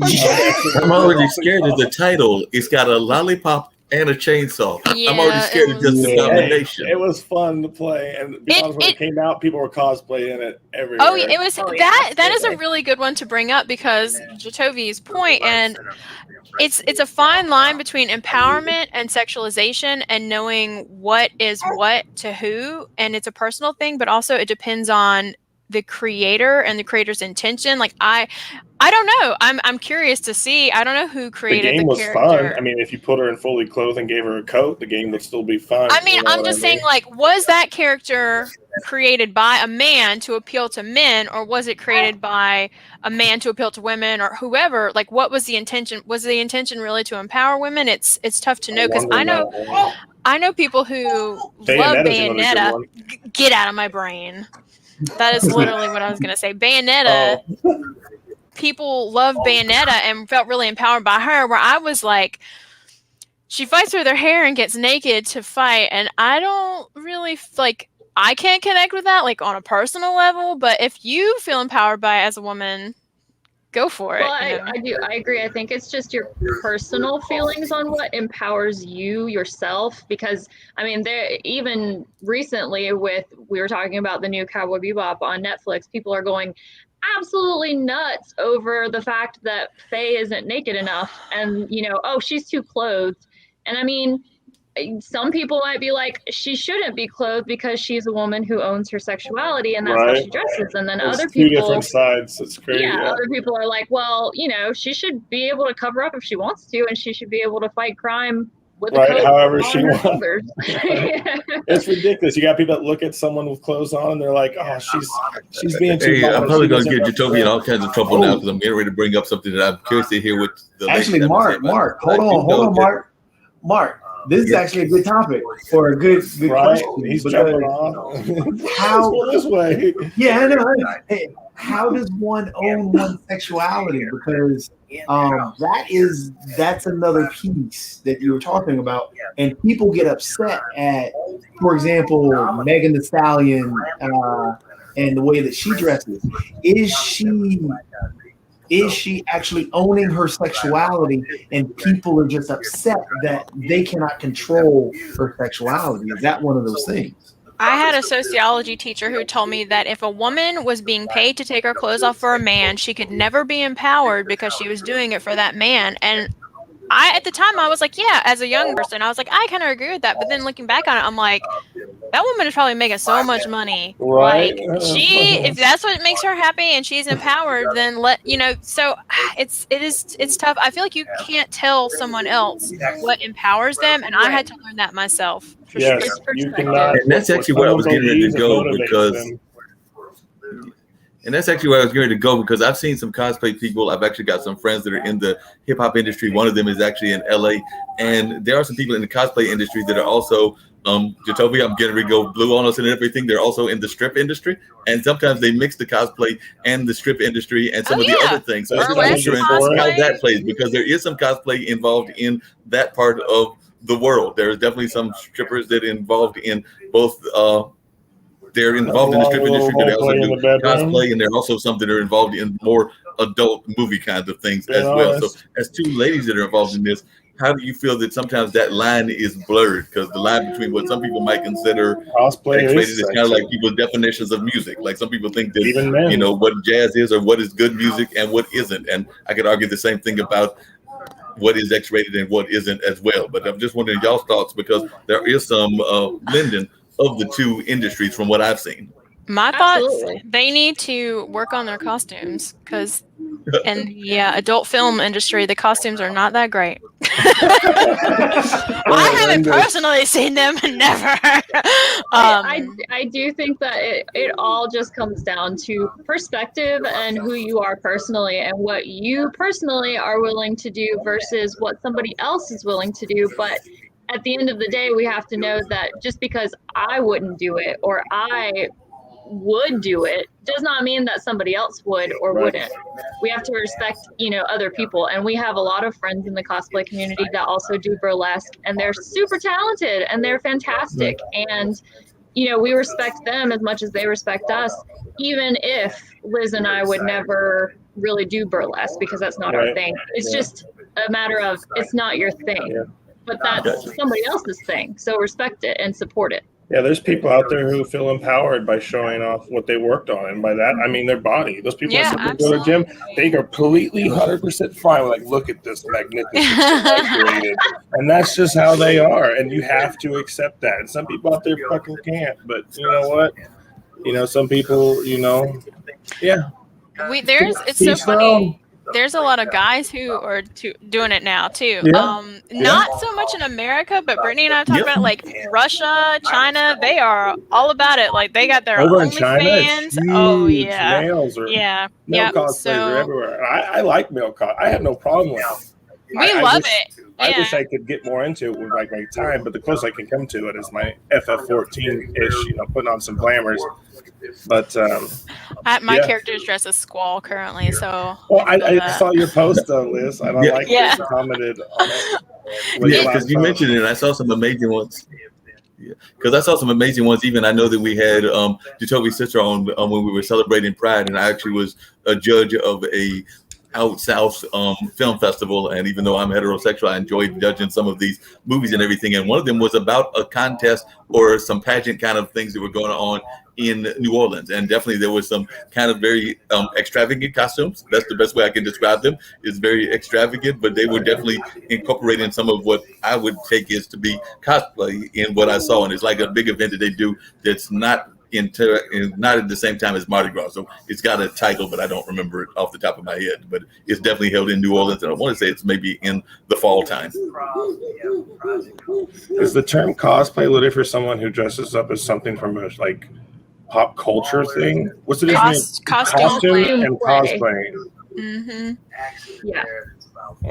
As long as you're in a costume and you are feeling your oats and having a good time, like that's what talking about, like adult industries, like OnlyFans. I feel like I don't know. I guess I'm not like well versed in adult film and like the costumes they use for adult film. I feel like what I have seen of it is not super great costuming. But like for OnlyFans, people really like go hard into the Oh, yeah. character. I mean, they really get into it, and I think that's great. That's their version of cosplay, and you know, I feel like everyone's knee-jerk reaction to that. Anything can be sexualized. That's true. For us, it was, and I've talked about this the last time we were on the podcast, and I would love for Brittany to weigh in on it too, is that for us, it was people would see cosplay and they would immediately think OnlyFans, or they'd immediately think sexualized, or we're selling pornography, when we were not into that. And that was the only thing that really got under our skin, is when we would get like messages from people asking for like photos of us kissing or photos of our feet, and we were like, that's not our brand. Also, how much would you pay for that? But seriously, like, that was like the only thing that really got to us. Okay, I just want to point out one, that is a lot of water that you have right there. That threw me off. That's sports drink. Dehydrated. But sports drink. But Different. number two, sports Siren, drink. who couldn't be on today, also said a similar thing about when she's streaming, how many guys ask for her to show off her feet. What is it with feet? Wait, it's like I can like it. It's a fetish, man. I don't know. Put your foot down. That's nasty. I literally laugh all the time, and I tell Sarah this, and this is like one of those weird things, but like I have hammer toes, so my feet are not like the most amazing thing ever. And so when random people will message me and be like, how much for a photo of your feet? I'm like, honey, you don't want to see my feet. They're not good. It's not, unless you like want nasty feet, then you don't want to bark up the street. You should make it work. You should get like some dirt, throw some dirt on your clothes. Someone would be like a into it. background. Someone out there is Put like, some, this is cosplay it. some makeup on there with some blood. Like, here you go. Somebody's watching right now going like, we want Britney's feet. We're going to see the pictures of the Like feet. That's what hammer they're toe. doing. Hammer Someone's time, like, baby. "Ooh, I love hammer toes." Oh God. Woo. Yeah. Showbritneysfeet.com. Someone make it. Oh Lord. We're gonna start a new website. I have a PayPal. Here's the info. You want to see? I don't care. .info.gov. Yeah. No, we got, some guy was messaging us and was like, first of all, the lies. They were like, oh, I do artistic portraits of females kissing. I would really love a picture of you and Brittany as Poison Ivy and Harley Quinn kissing, Yeah, and I'll creeper. pay you $600, and I'd love to draw it. It's for art. And we were like, okay, give us the money. Where's the money? And of course, he never sent it. We were like, there's no way he's going to. But it was just funny because Right. we were like, $600. I don't know, maybe, but he never sent the money. It was just It's so always funny. so tempting, right? You're like, what? Hey, You're like, Jacoby well- and Come on, John, I do John, come on, we gonna kiss. We need $600. I'm broke. Hey, baby, what's Right? up, bro? Like, at the end of the day- Dog. Ebony and Ivory. Let's go. Oh, yeah. have, What's your price? At the end of the day, no. I ain't I don't- shameful. I don't know if we would ever John, done End it. of the night, I'll John, sleep next to my $800 wife for you. happy. We're having a bid now. John's gonna do 800 now. We're gonna have a whole bid going on.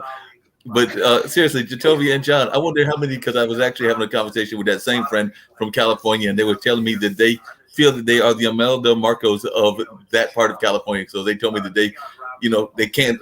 We were teasing about my collection of books, and they were like, "Well, I'm just as bad. Only I've got a whole collection of shoes." So I wanted to know whether Jatovia and John have a whole collection of shoes, in case my friend is watching, since I did tell him about this video that we're doing on the video game. So I want to know, Jatovia, do you have like about 100 or 200 shoes? And what about you, John? Because apparently they've got like a whole closet full. Face.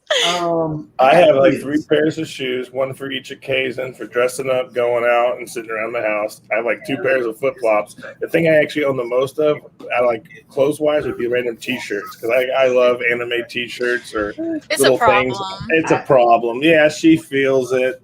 And like little collectibles, I can't stop. Like, it gets crazy. And there's more than this. This is just what's here. Posters. We have new posters over there. I got She with the Five Below the other day. Yep. It's taken over my life. We got Sailor Moon poster up here. Yeah, I got all sorts of little things. And then sometimes we get stuff that's, not even anime related. Like, because my wife works in the medical field. This was Frontline Heroes during the Oh, COVID thing. cute. Isn't that I didn't know adorable? they made those. It's nice. It's literally a nurse. They made them for That's the cute. nurses that worked during the COVID. That's nice. Yeah. And because she was working during all that, and so yeah, I got all sorts of little things like a big J for John, and it's got comics all over it. Look at there. Yeah, I love collecting little things. So what you're saying I is you're feel not going to show your feet for money. absolutely. How Okay. many zeros? And then we'll talk about it. How many Well, how colors low would you want? go? What if someone was like, "I'll give you $10 for a foot pick"? Would you do That's it? easy, $10. Right? Like it's a It's foot. just a feet pick. Like I hear you guys. You're like, oh, these guys asking for feet picks, but I'm like, motherfuckers, like, hey, I'll give you $1,000 for y'all to touch toes. I'd be like, bro, get over here, Britt. Let's go. Like touch toe touching time, baby. Like it's easy money. It's just toes.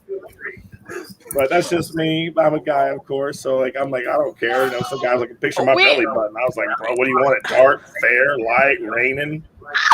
Raining. What is a raining? You gotta belly add button? background. You know, the atmosphere. Brittany. They understand. This is an untapped market. The raining belly button photo. Raining belly. Drops of water just down the side of it. So you know? so sensual. Water dropper. My mind's telling me no. You can just spray this on you. There we go. Just My body. Bro, you need to go ahead and do the confession remix. That's what it is out in the world. Yeah. I am the songbird of my generation. I don't. It really is just like the thing that got under our skin was people expecting that from us, or they'll I be could like, see that. or you're never gonna go far. We heard it so many times. You're never gonna go far as a cosplayer unless you show skin, or unless you guys get sexier. You're never Which gonna is have wrong. a following, or You're just know. gonna attract a better audience. My whole I thing like was quality over quantity, and that's just me. I mean, the thing is like, I don't want people to expect that from us. I don't want people to think that Right. like our content is always going to be that way. Like I've told Brittany that too. Gross. I'm like, once you go down that route, like that is You what get they trapped in expect it. from you. Yeah, from then on, that's what you have to do. And if you do something different, you won't get as much attention for it. And I would hate that. Like as a creator, I would hate to constantly have to be like, this is me sexy. This is me sexy. If that's your thing, awesome. But if we don't want to do that all the time, we shouldn't have to, basically. Absolutely. And there's nothing wrong with y'all being strong, powerful, modest, beautiful women who push forward something that's not out in the cosplay world, because everybody's showing off boobs and shit now, because it's the only way to get, on stream. My wife's made jokes. She's like, maybe I should stream for you and just get my tits out there. We'll get you some subs. Sex sells. It is what it is, and it But sucks. it's a real world. It is what it is, and no one should feel It obligated. is what to it is, do but that's that. why You Jacoby's don't going have to to start do selling that. his socks. You He's going don't to start have to selling do his that. socks now. Yeah, my yeah, God. exactly. You attract a better audience. That's what I say. You attract a better audience that have morals and aren't fucking creeps. So that's how I feel about it. I will say that we have a lot of friends who have very, very loyal fans who do that kind of content, and they love it. And if that's what they want to put out all the time, like that's awesome. But I have also seen them get to the point where they're like, if I post this picture and it doesn't include cleavage, then no one's going to interact with it. And that's a shame. yeah, Yeah. I wouldn't want. that's the I just audience wouldn't they want to get to built. that point. You know what I mean? That's the audience they built. If they don't show off boobs, they don't care. I think at least, right? And it goes again, like I think everything just goes back to who you are and what you want to do personally, because like I know for me, if I did that sort of content, I wouldn't feel like myself. That wouldn't be me, and that wouldn't be who I am interested in representing as Brittany. And so I know that eventually I would feel the same way. I would Be see yourself. these interactions where I'm getting like thousands and thousands of likes because I'm showing cleavage, but then I post a costume that I'm really proud of that goes all the way up to my neck and like 20 people like it. I think I would be disappointed personally in that. And so that's why I'm like, oh no, that's the line that I draw. But other people enjoy it. And I say, if that's something that you enjoy, if you find so much joy in making costumes like that and posing the way that you want to pose and owning whatever sexuality you want to own, Go for it. I mean, there are a lot of body painter or body artists that. Yeah, absolutely. Yeah, Yeah. that shit's cool. I think it's all it's just very cool. talented. Just talent. Yeah, I was gonna say something. Now I forgot. There's the ones that sit there and watch themselves and they do it. Like I'd be It like is this. really, really talented. Mhm. Oh, well, I was gonna say, even for us though, like people may look at us and say, comparatively, like to some other cosplayers, like we're more modest, but we have people that think that we are the devil with what we wear. I mean, Oh, so There's really, people over, they show your ankle and they're like, "Oh, Satan!" it's relative because we wear cat suits, we wear bodysuits. I've had friends tell me, "Hey, I have to unfriend you. My wife doesn't feel comfortable with you being on my friends list with the content that you guys put out." And I was like, How "Hey." insecure.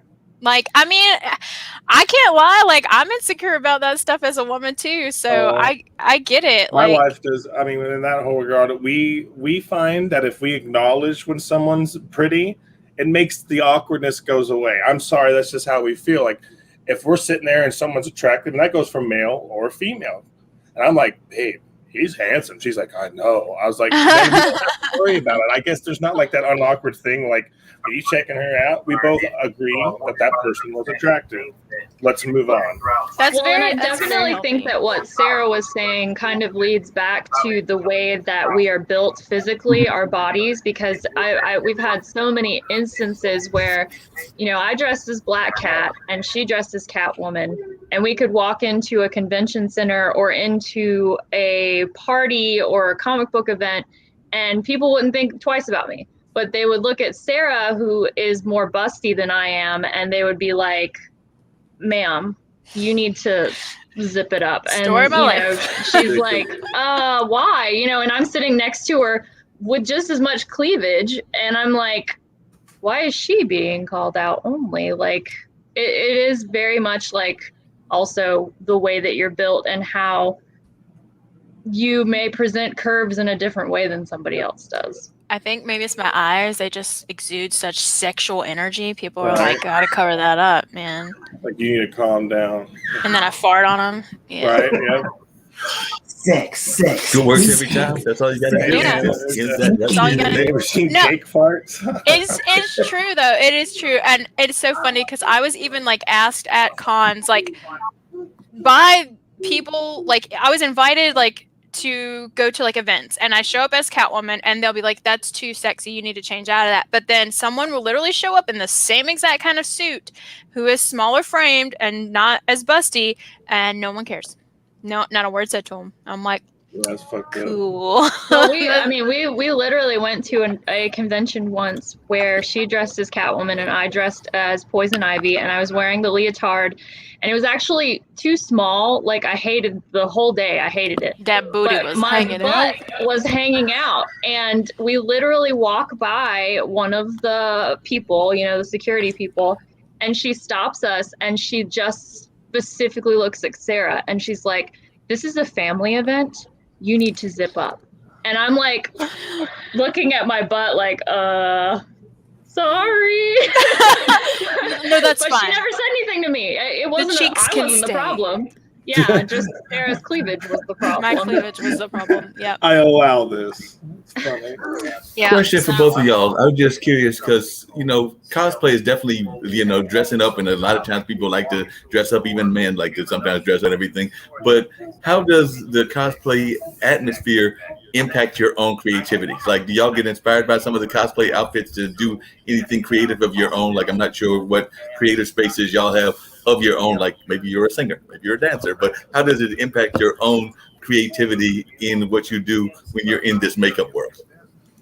Oh, I absolutely find inspiration all the time. I went to college. I have my degree in acting theater, and I did a lot of makeup, a lot of stage makeup. I worked for a traveling Broadway show in Wilmington, North Carolina, helping with wardrobe, and I also helped with wigs. And that in and of itself was, cosplay inspired me to keep doing that, but also that inspired me to keep doing cosplay. So it definitely interwove itself, and I got better and better at what I did because of what I was learning in school, but also because of the practical, learning that I got from conventions and talking to other cosplayers and learning new stuff from them. So yeah, it definitely went hand in hand for me.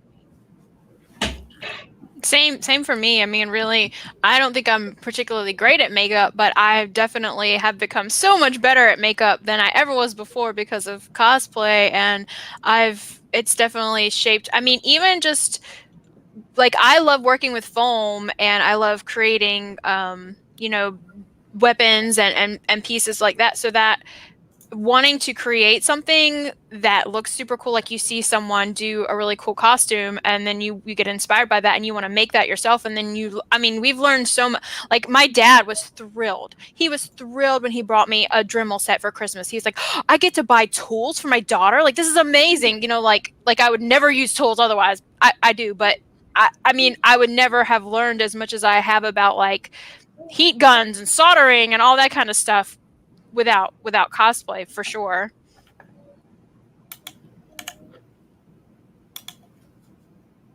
It got quiet. It did. Everyone's amazed at my ability to use tools. They're like, that girl doesn't look the like she Dremel can. caught everybody off Yeah, it guard. did. I have a giant Yeah, we were scar shocked on at my your tools. thigh. We were shocked at the fact that you could actually do tools and all of that. I was They're like, literally about to "Please say don't she let her hold talks about how she uses tools, but she legitimately cut her leg open using tools. So it's a catch-22 for The her. giant knife, yeah. You don't cut towards yourself. You cut, and then you learn. You cut away from yourself. John's picturing like a horror movie that he wants to make with that whole scene. I'm seeing John making a horror movie just with that scene. Oh my gosh. But no, we definitely have been inspired. I mean, I think, again, being our own worst critic, we hold ourselves up to, we wish we were better at fabrication, and we wish like sewing. I'd love to take a sewing class. And again, I mean, John, I know you say you don't have the time for cosplay, and people act like it's like a thing you just do and it doesn't take any time. Like, it takes so much time and money. I mean, A lot of money. a Oh lot my of money. It God. does, especially when you're first getting started and you don't have tools or you don't have resources or foam. And as the techniques kept getting better and better and better, people like Kamui cosplay, she's just, her fabrication is amazing, but she has access Is to that the these one with the amazing glasses? tools. She's done so much. She wears glasses, right? Yes, she's got a Yeah, corgi. she's one of or the a ones I talked couple. about that. Like people are like cosplay so easy, and then she did that little thing like on TikTok or on Instagram on her reels. Because I follow her on Instagram because I like the fun stuff with her and her husband they post. But yeah, she's like how much money actually goes into making it. Like, oh my god, So much. So And like any of my money goes into my stream. So that's why I was like, not only do I don't have the time, but my money's going into this. So and Well, people.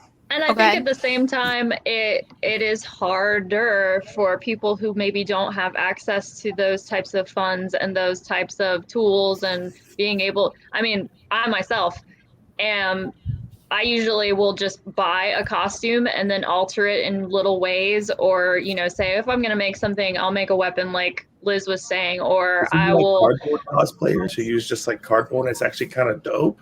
Yeah, Oh, we and I have, mean, for sure. I Yeah, think like they're that- taking like Thor's hammer made out of complete like cardboard boxes, and it looks sick. Yeah, and I think that one of the disappointing things that can happen in the community is if you do buy your costume, one of the first thing people will ask you is, well, did you make that? And if you're like, well, no, I didn't really have time. People I didn't hate really on have it, the yeah. funds to go through with it. They look disappointed in you. Like, oh, well, you're not one of those people that puts in effort. And it's like, really? Because I definitely spent money on this costume still. You I put put your it makeup on. I Yeah. put my makeup on. I put this wig on. I styled this wig. Like, it's still work, no matter how simple, and even like you said, cardboard cosplayers who just make things out of cardboard. It's It's cool. cheap, but they're still putting in a lot of work. A lot of work. Regardless of your medium of how you cosplay, it's a lot of work regardless. I think Rocky Melvin, who does the Transformers, the giant Optimus Prime you've seen, I think that whole thing is made out of cardboard. Yeah. But Yeah. it's like, Yeah. And people do that because people are like, oh, it's so expensive. But they're like, okay, well, here's a little bit of a different option. Now you might not Yeah. be able to do everything, Mhm. but it's there. It's available. You just got to take the time and effort to sit there and put it together. But people don't want to take the time and effort. So that's why they go and spend a bunch of money, because then it makes it a little easier, which is nothing It is. wrong with It really is. And Brittany and I talk about this so much. We're like you said, the Kamui cosplay, doing her breakdown of what it costs to make that versus like the time Like that her you have to level of put into cosplay. it. Yeah, it's Yeah, and expensive. it takes so much time, and you're like, I could literally buy this costume for $50 off of Myco costumes or whatever it is, or I could spend 2 months making it. Like, yes, like absolutely, we feel more proud of the stuff we make by hand, absolutely, but we also are adults that have full-time jobs, so Right. we have to kind Got of to figure it out. yeah, yeah. It's awesome if you have the luxury to, you know, to take the time to make all that stuff, and hopefully we will do more as into fabrication, and we're also learning too. Like it's not I never learned to sew. I know Brittany has taken classes in sewing, and she's better at it than I am, but it's a skill you have to learn like anything else. She's like, no. Not by much. Not by much. I took like a year of crocheting classes when I was in school. What? One time. Yeah. That's cool. That's awesome. Yeah. My mom's a home ec teacher, so Hey. well was. So I had to learn how to sew. See? Hey, I We mean, have it's a two good- cosplayers ready to go.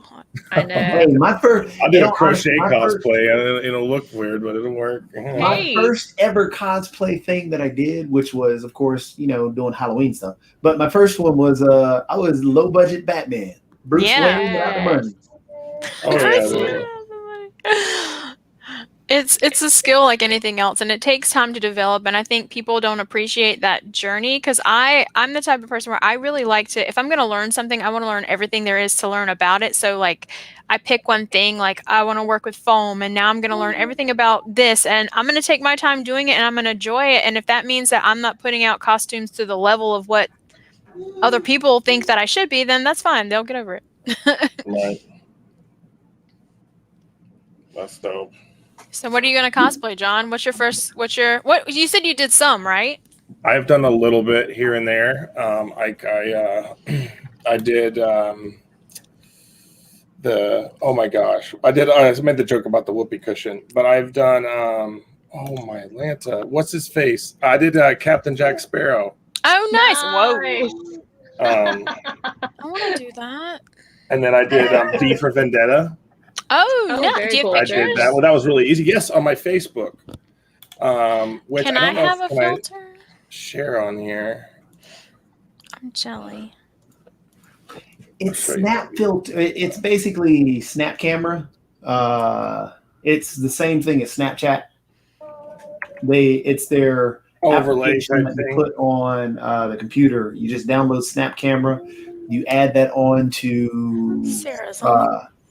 you first pull your if you're using OBS. I don't know if you're not, if you are or not. I am. Well, not See, right so- now, but I do have it.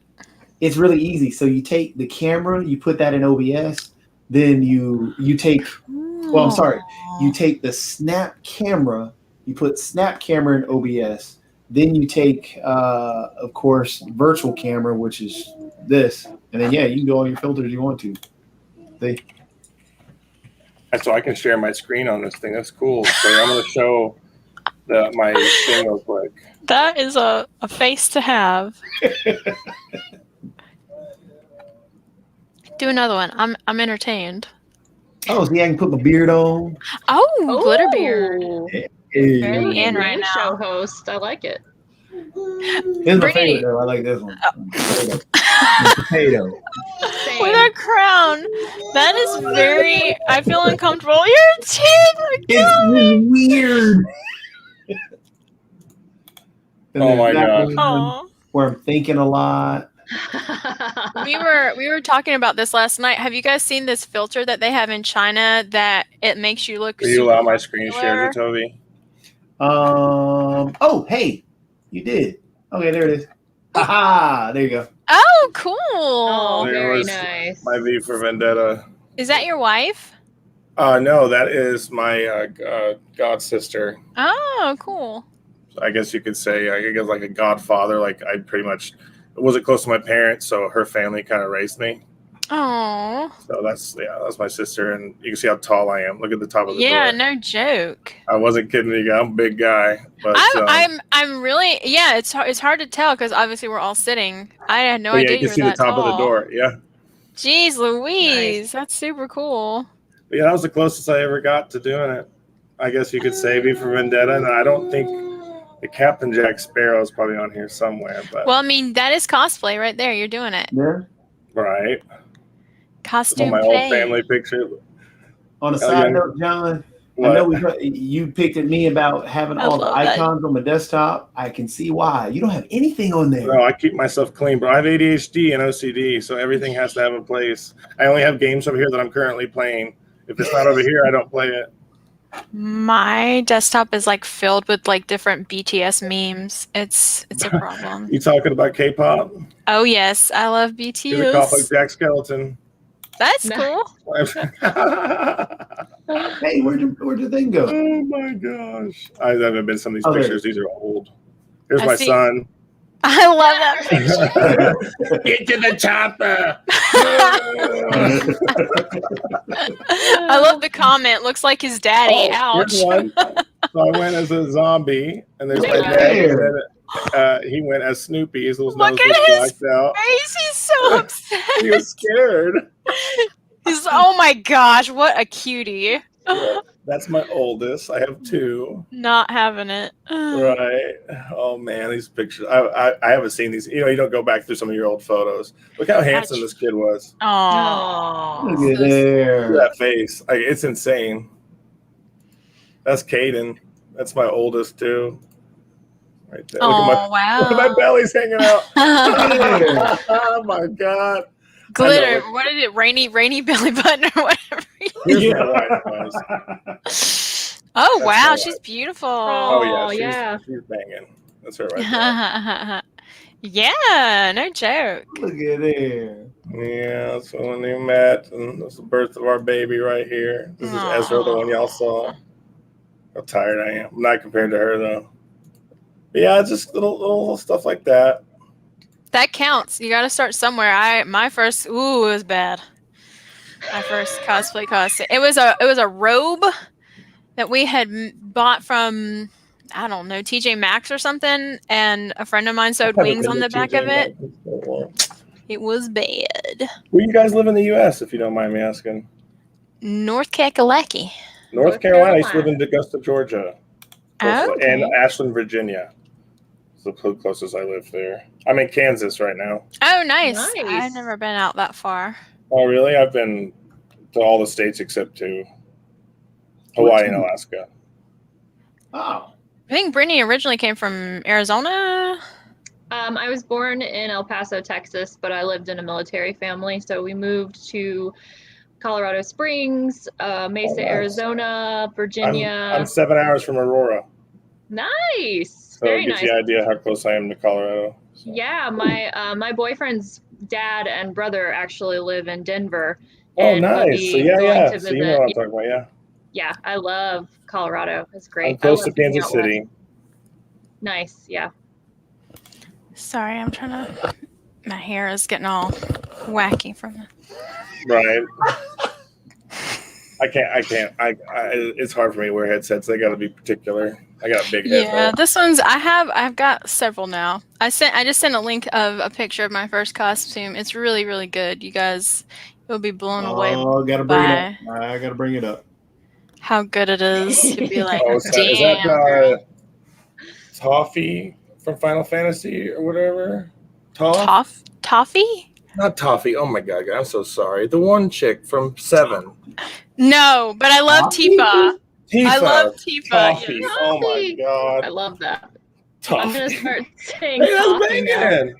I'm gonna like it and leave a comment on it from 2019. Please Creeper do. status. My favorite is when someone literally goes through my pictures and likes every single one of them, and I'm just sitting there like all day long, just looking at my phone. Right. Going like, okay, have There you fun, man.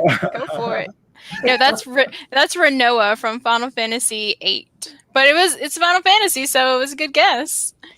Right. Toffee. Yeah, I'm a gamer through and through. I mean, my first system, I played the original Atari. I wasn't live when that came out, but I had like a Game Gear, I had Dreamcast, all that stuff from back then. So Yeah, so we're back to talking about the age thing, I see.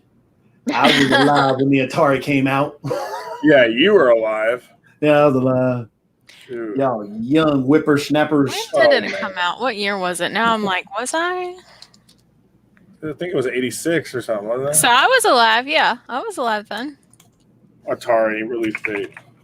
The first system we ever had we had an NES, and I played the original Final Fantasy on it, and I was so bad at it. I couldn't get past like the first boss, but I was also like an infant, so. You will arrive in 1977? No, 80. I thought you said 86. No, I think it came out. The first Atari, which was the 2600, was Yep, in the Atari 2600. 1977. Wait, It came out, had a Joby, you joystick, were And then alive the one that actually worked, like that was No better and actually way. performed better, was 1983. How old are you? That's rude. I was born in 1975. Wow, talk about fountain of youth. I over know. Good Right. grief. Would have Hey, never guessed. I ain't saying, but black don't crack, baby. That's what I'm talking about. I mean, really, you look amazing. It's true. It's true. I would have never guessed. Yep, born 1975. Long time ago. Wild. Yep. I love it. I March like those old 1st. pictures. I was so emo back then, guys. I never wore the skinny female jeans. I didn't do that, but I did wear. I was a typical scene boy, but man, I was so we tall. did that. It was so So- fucking weird. so In huge. the sixth grade, I remember going to the sixth grade. They had just released these new Reeboks. They were the coolest Reeboks on the planet. I thought they were. So I went to buy them, or went to beg my mom, because I was running track at the time, loved shoes and stuff. Went to get them. They were women's shoes. Right? Hey, Hey, man, some I of them are actually still nice. sported those shoes throughout the 6th and 7th grade. Damn Nobody right. knew. Yeah. Nobody cared.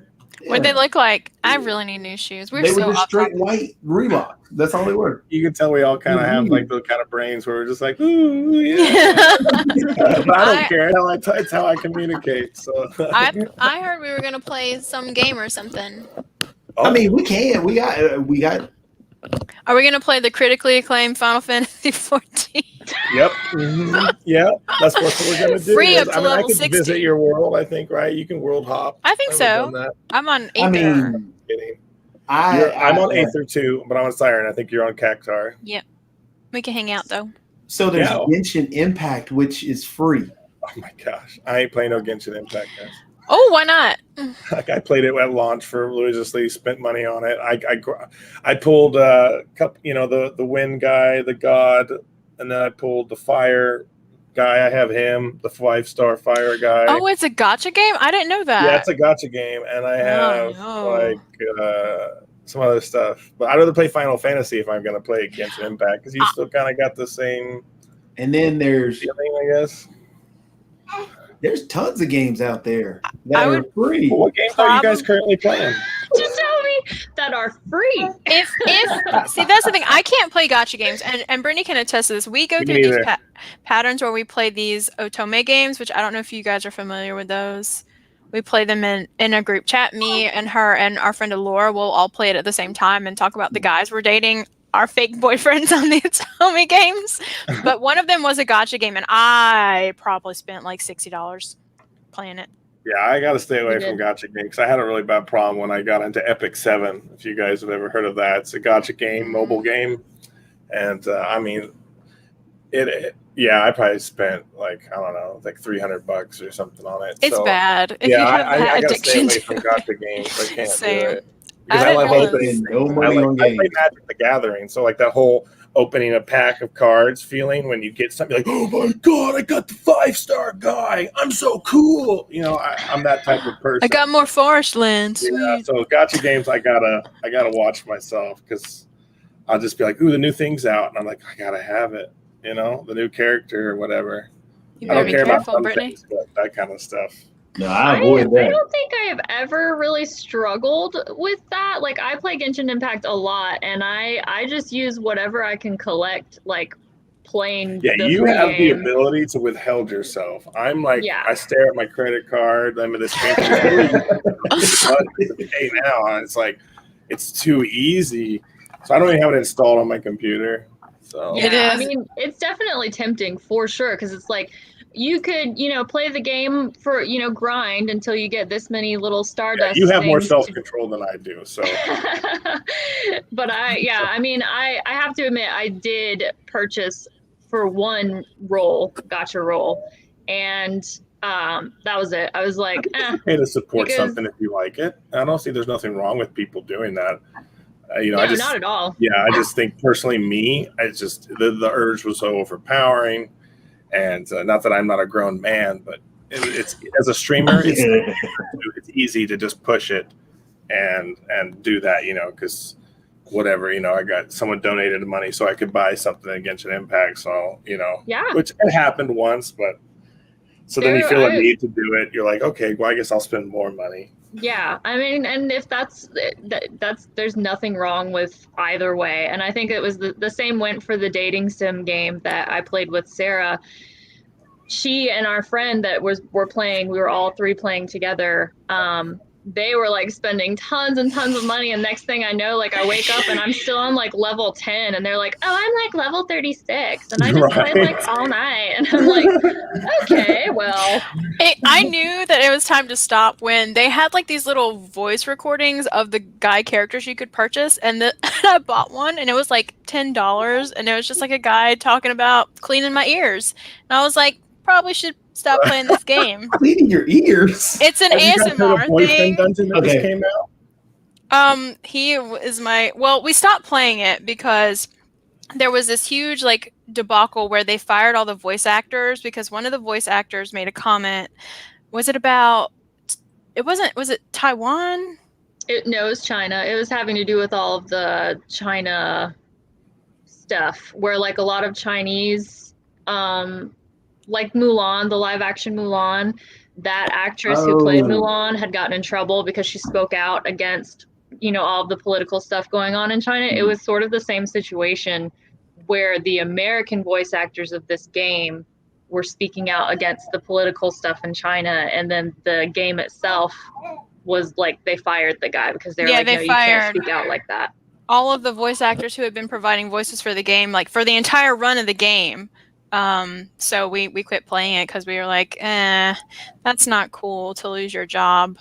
Like, yeah. Well, it's like the whole downfall recently with WoW and Blizzard and all that. Exactly. Yep. Like, exactly. I was going to talk about that on a little bit today because like it's at its all-time low and it's dying. I probably will never go back to WoW. Will I still play Blizzard games? Yes, because not everybody there's a bad egg. Now, I probably go back and play WoW. I don't think so. Final Fantasy. I came in over on the hype list, but I didn't come from Asmongold. I came from Carnage, so he's the reason I got into Final Fantasy 14, and my brother a little bit. So, but I did play WoW since vanilla for a long time, but I'm just disappointed, and it's dying. And I will play Diablo when it comes out, the new one. So, I mean, people are still going to play Blizzard games. They still WoW are. is just at the end of its. I think it's finally came to its point where people are like, I think it's time for it to die because it's under 2 million subs. Wow. Under 2 million. It really doesn't help that every It's also a bad game. expansion, the storyline has just gone down and down and down and down. And like they're Recycling. making, decisions, character-based decisions that these characters have been around for so long. This lawsuit just pushed everything that was already boiling up between all the creators. Because like if you go and watch all the little stuff between the popular creators and you follow a little bit about what's going on, a lot of people are pulling away from it. They're done because the lawsuit was just what they needed basically because it was already like terrible story. They weren't listening to the players. It was obviously they weren't listening to the players. So it's disheartening because I played WoW since vanilla. Same. Yeah. And, I have a lot of memories in it. I have over a year playtime on it. So like I said, year playtime. I think also, like I said, I think the big issue with WoW is that it's culminated. Everything is happening to it at the end of its lifespan. WoW has hung on longer than many games. Mm-hmm. I think it's finally time for it to kick the bucket, which is a shame because there's some people there that were still had incredible dreams for it and stuff. But because how long has it been? I was trying to think. I was really young when I started playing with vanilla too, like a long time ago. Yeah, I was young. I was working at Walmart as a cart pusher when it came out. 2004. So I was in my senior year of high school. Yep. Yep. So yeah, WoW is hung on longer than Grand Theft Auto. Grand Theft Auto has been out there for When WoW first came out, I just remember this. Facebook was only a college exclusive. Yep, you couldn't get Yeah. on there. The public was not available to the You weren't Facebook. I allowed remember to. that now. Because like Yeah. I assign certain memories in my brain to like events that happened. That's how I can remember things. Rather than be like, it's August 31st, 1977. I'm like, no, that was when this happened. Yep, That's That how was I back when- associate time. you couldn't get on Facebook without Yeah. a college login. Yep, Without yes. a college login. So it's been.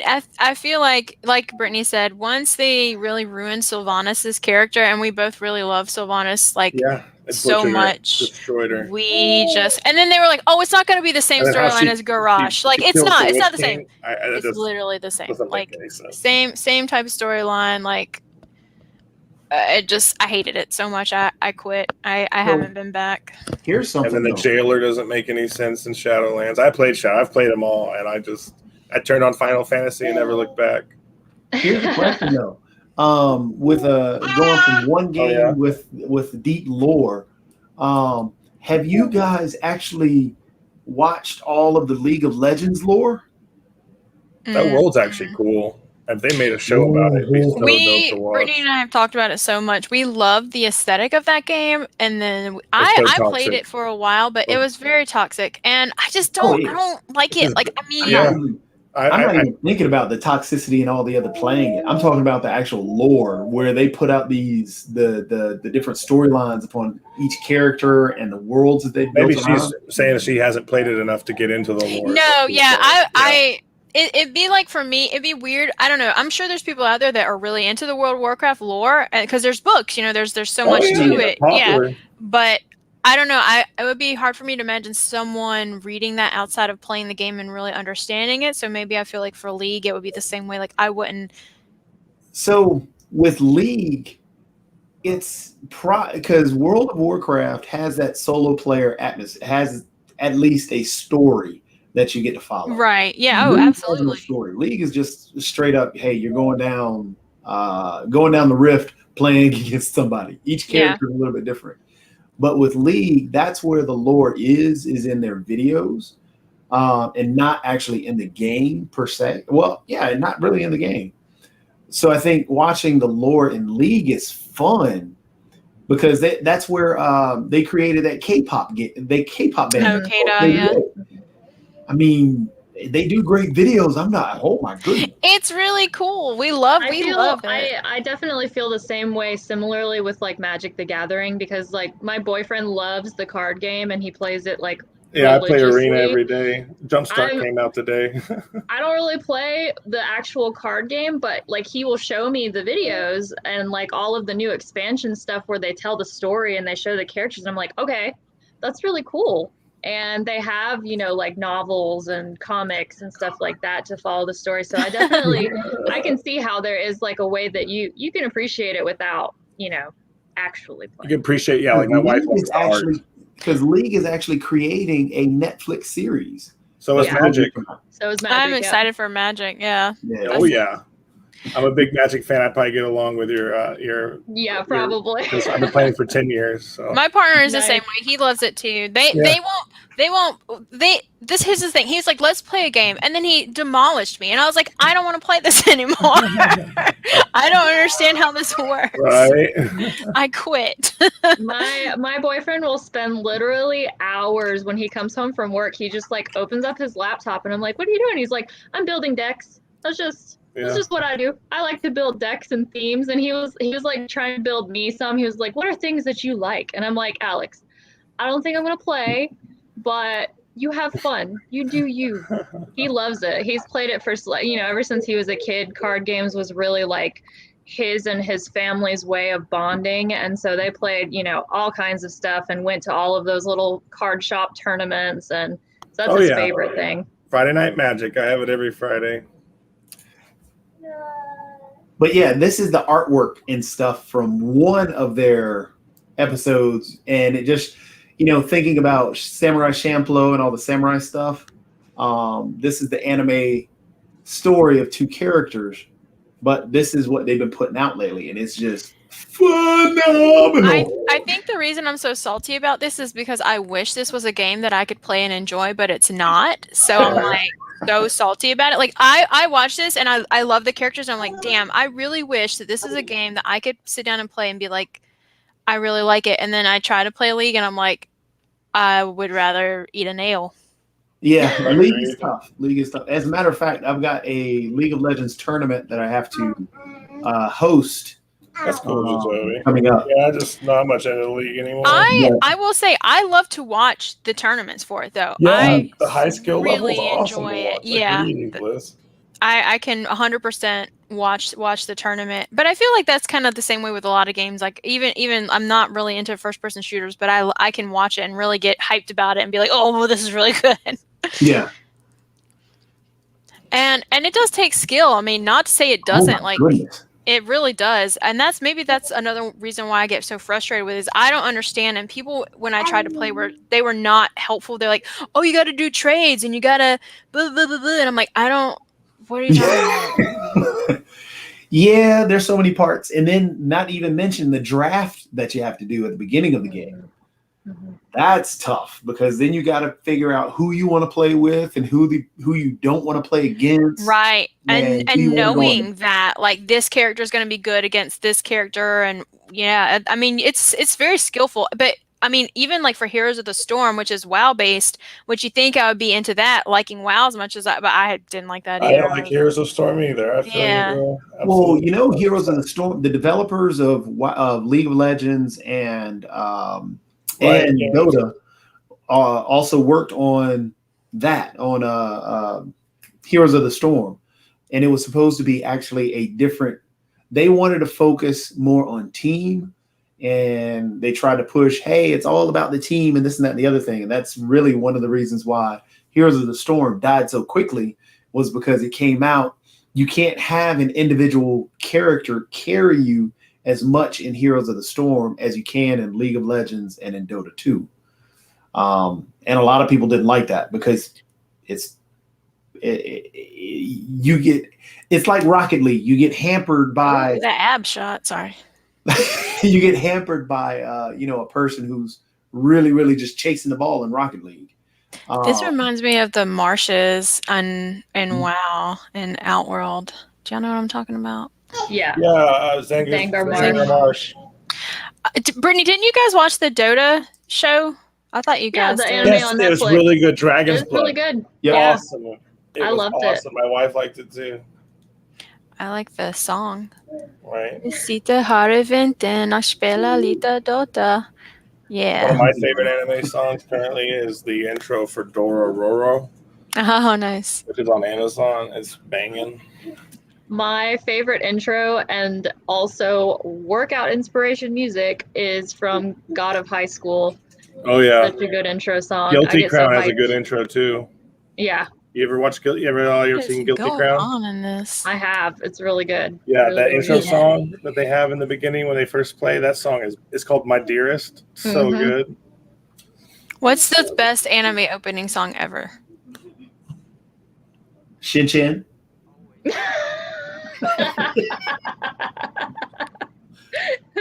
Same thing with the end. I don't know. I was a big That's fan of our Rosie Our show. Vampire, but that's just me. I have to say Samurai Champloo. It is. It's just so good. I'm surprised you didn't pick your boy, Hide. Oh, I know. Well, you know, I like Full Metal Alchemist, but I have a love-hate relationship with Full I Metal feel you Alchemist. that. So I It's don't overplayed. I got burnt out on it. Yeah, but Just I too will always much. love the Arkansas. Ready, steady, go. Parasite, the opening for Parasite, I listen to all the And time. talk about a good anime. I can't wait for season 2 of that. Yeah. Man. Oh my God. Oh, Gundam Wing. I mean, it's so 80s, but I don't care. I run to that on the treadmill. It's the most 80s anime song ever. Oh, Death Note, of course. Yep, good anime. Good opening. Boba, boba, boba, bo. I'm trying to think of like what's Okay. the worst anime opening song I've ever heard. What is the worst? Yeah. You know, it may not be the worst, but I was the most let down by the second season of Attack on Titan. Girl, if you give it time, it grows on you. It does. I just remember being so hyped by like The first one is so good. Damn, and then it's it Right. goes good. like Oh, wait a second. We skipped over one of the best animes ever. One Punch Man. One Punch. Brittany It's hates good. that song. Second season let it down. Tell them why you hate that song, Brittany. so it's not the song, and I love the anime. I think it's amazing. My boyfriend had put the One Punch Man opening as his alarm. And Really? he woke up because he had to go work out at like super early crack of dawn in the morning. And so I'm like dead asleep, and all of a sudden it's just like, "One Punch!" And I'm like, oh my gosh, She gets so Never. upset. never again. Oh, that's good stuff. This does look interesting. I like the art's really pretty. I Look at like it. all the abs. That's good too, you know. The storyline, they just did a story arc in the game. I mean, I don't know how the arc itself changed the game besides just adding a new character, but the actual story arc that they did was freaking phenomenal in terms of the actual animations that they did for it. It was such a beautiful thing. But this is one of the characters that they added later, or added a couple of years back. But yeah, like I I, said, mean, I there's don't know what time you got to end this thing, but I'm probably going to hop off here, buddy. Go get some yeah. lunch. Get kinda Yeah, I'm hungry. getting hungry too. We were supposed to go get Korean food today, but our friend dipped on us, so we're just gonna cry, I guess, and eat Chef Boyardee or something. Elizabeth, it was so nice to meet you guys. I dropped So y'all nice, a follow yeah. on Awesome to meet Instagram. you guys. Definitely will This was If you follow. ever fun. stream on Twitch or everybody interested, hit me up on there and come drop a follow, say hi. Absolutely. Yeah. See you around. actually before we go, because yeah, since we got to shut stuff down, John, tell everybody where they can find you. You can find me on twitch.tv at HXCMax or on Instagram at HXCMaxTTV. I'm also on Twitter and YouTube, but I'm mainly on Twitter just for business reasons. So never like on there. But yeah, stop All by there. right. You can say hi to me. Liz, sure. where can they find you? I am on Twitch as Glitter Warlock, which is what it's on the screen. It's just got like an I'll underscore. drop you a between follow it. right now. Yeah, Glitter you, girl. underscore Warlock. And then Mhm. on Twitter, I'm Glitter Warlock with an E on the end. Someone used the Glitter Warlock all on everything else, and they haven't posted for 10 years, and I'm really salty about it. Gotcha. Dropping you a follow right now. Glitter Warlock. All right, Brittany, where can they follow you? I am mostly on Instagram at Brittany the Cat. I'm also on TikTok occasionally Okay, at Brittany the Skinner. Cat. And then you can find mine and Liz's cosplay together on Facebook, Sonic Cat Cosplay. Awesome. And of course, always Bull City Game on Twitch. Or Bull City GG on Twitch. Haha. I always forget that. Oh, he said bullshit on Twitch. Bullshit on Twitch. always on. all the time. But yeah, we'll close the show. Thank you guys for coming. Yeah, Thank absolutely. you Um, so much. Thank you. We That's got to fun. do this again. Next time we'll play a game. We'll play something. We gotta Yeah, I figure really this want a out. game. I really do. Well, That would be what, so what do fun. you, we'll get you get into? We could. We actually have 1, 2, 3, 4 people right here for Among Us. That's an easy one for us to play. I'm and down. affordable. I'm down with anything. My only thing is I'm the world's most filthiest casual. I'm so mediocre at video games, but You I guys love like Sea of them. Thieves? Overcooked. So I'll play We it. could I'll play it. Overcooked. May Sounds not be good to good me. at it, but I will play it. All right, yeah, we could do that. It's on Xbox. Oh yeah. But yeah, we'll figure it out next time. And like I said, you guys are more than welcome to join anytime. I'm gonna send you the invite every time, and we can have more talks because I Yeah. enjoy these. That's the point of this show. Lots of fun. So much fun. Thank you so Oh, much. Yeah. All right, you guys have a You good guys one. rule. And Later, see everybody. next week at 12 o'clock. Have a good day.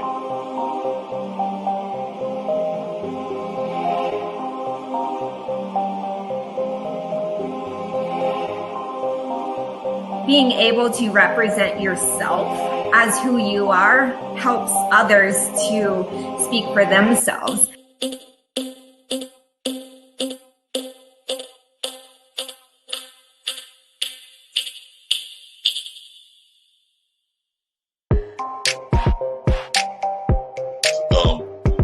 Donna? I'll say, something like that. as I know right now, the Star Trek and Marvel universe are connected, but there is the multiverse, so you never know.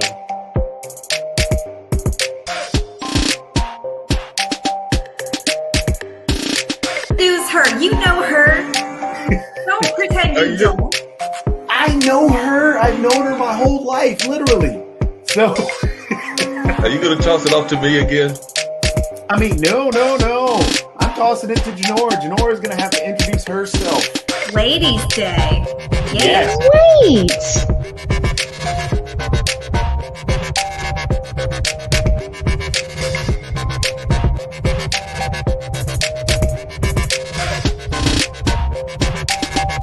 I don't think there's a video game that simulates what it's like to have a family. Definitely simulation game. Are you kidding? I get left burned on fire. My mom leaves the stove on. That ain't a family. My house burns down half the time.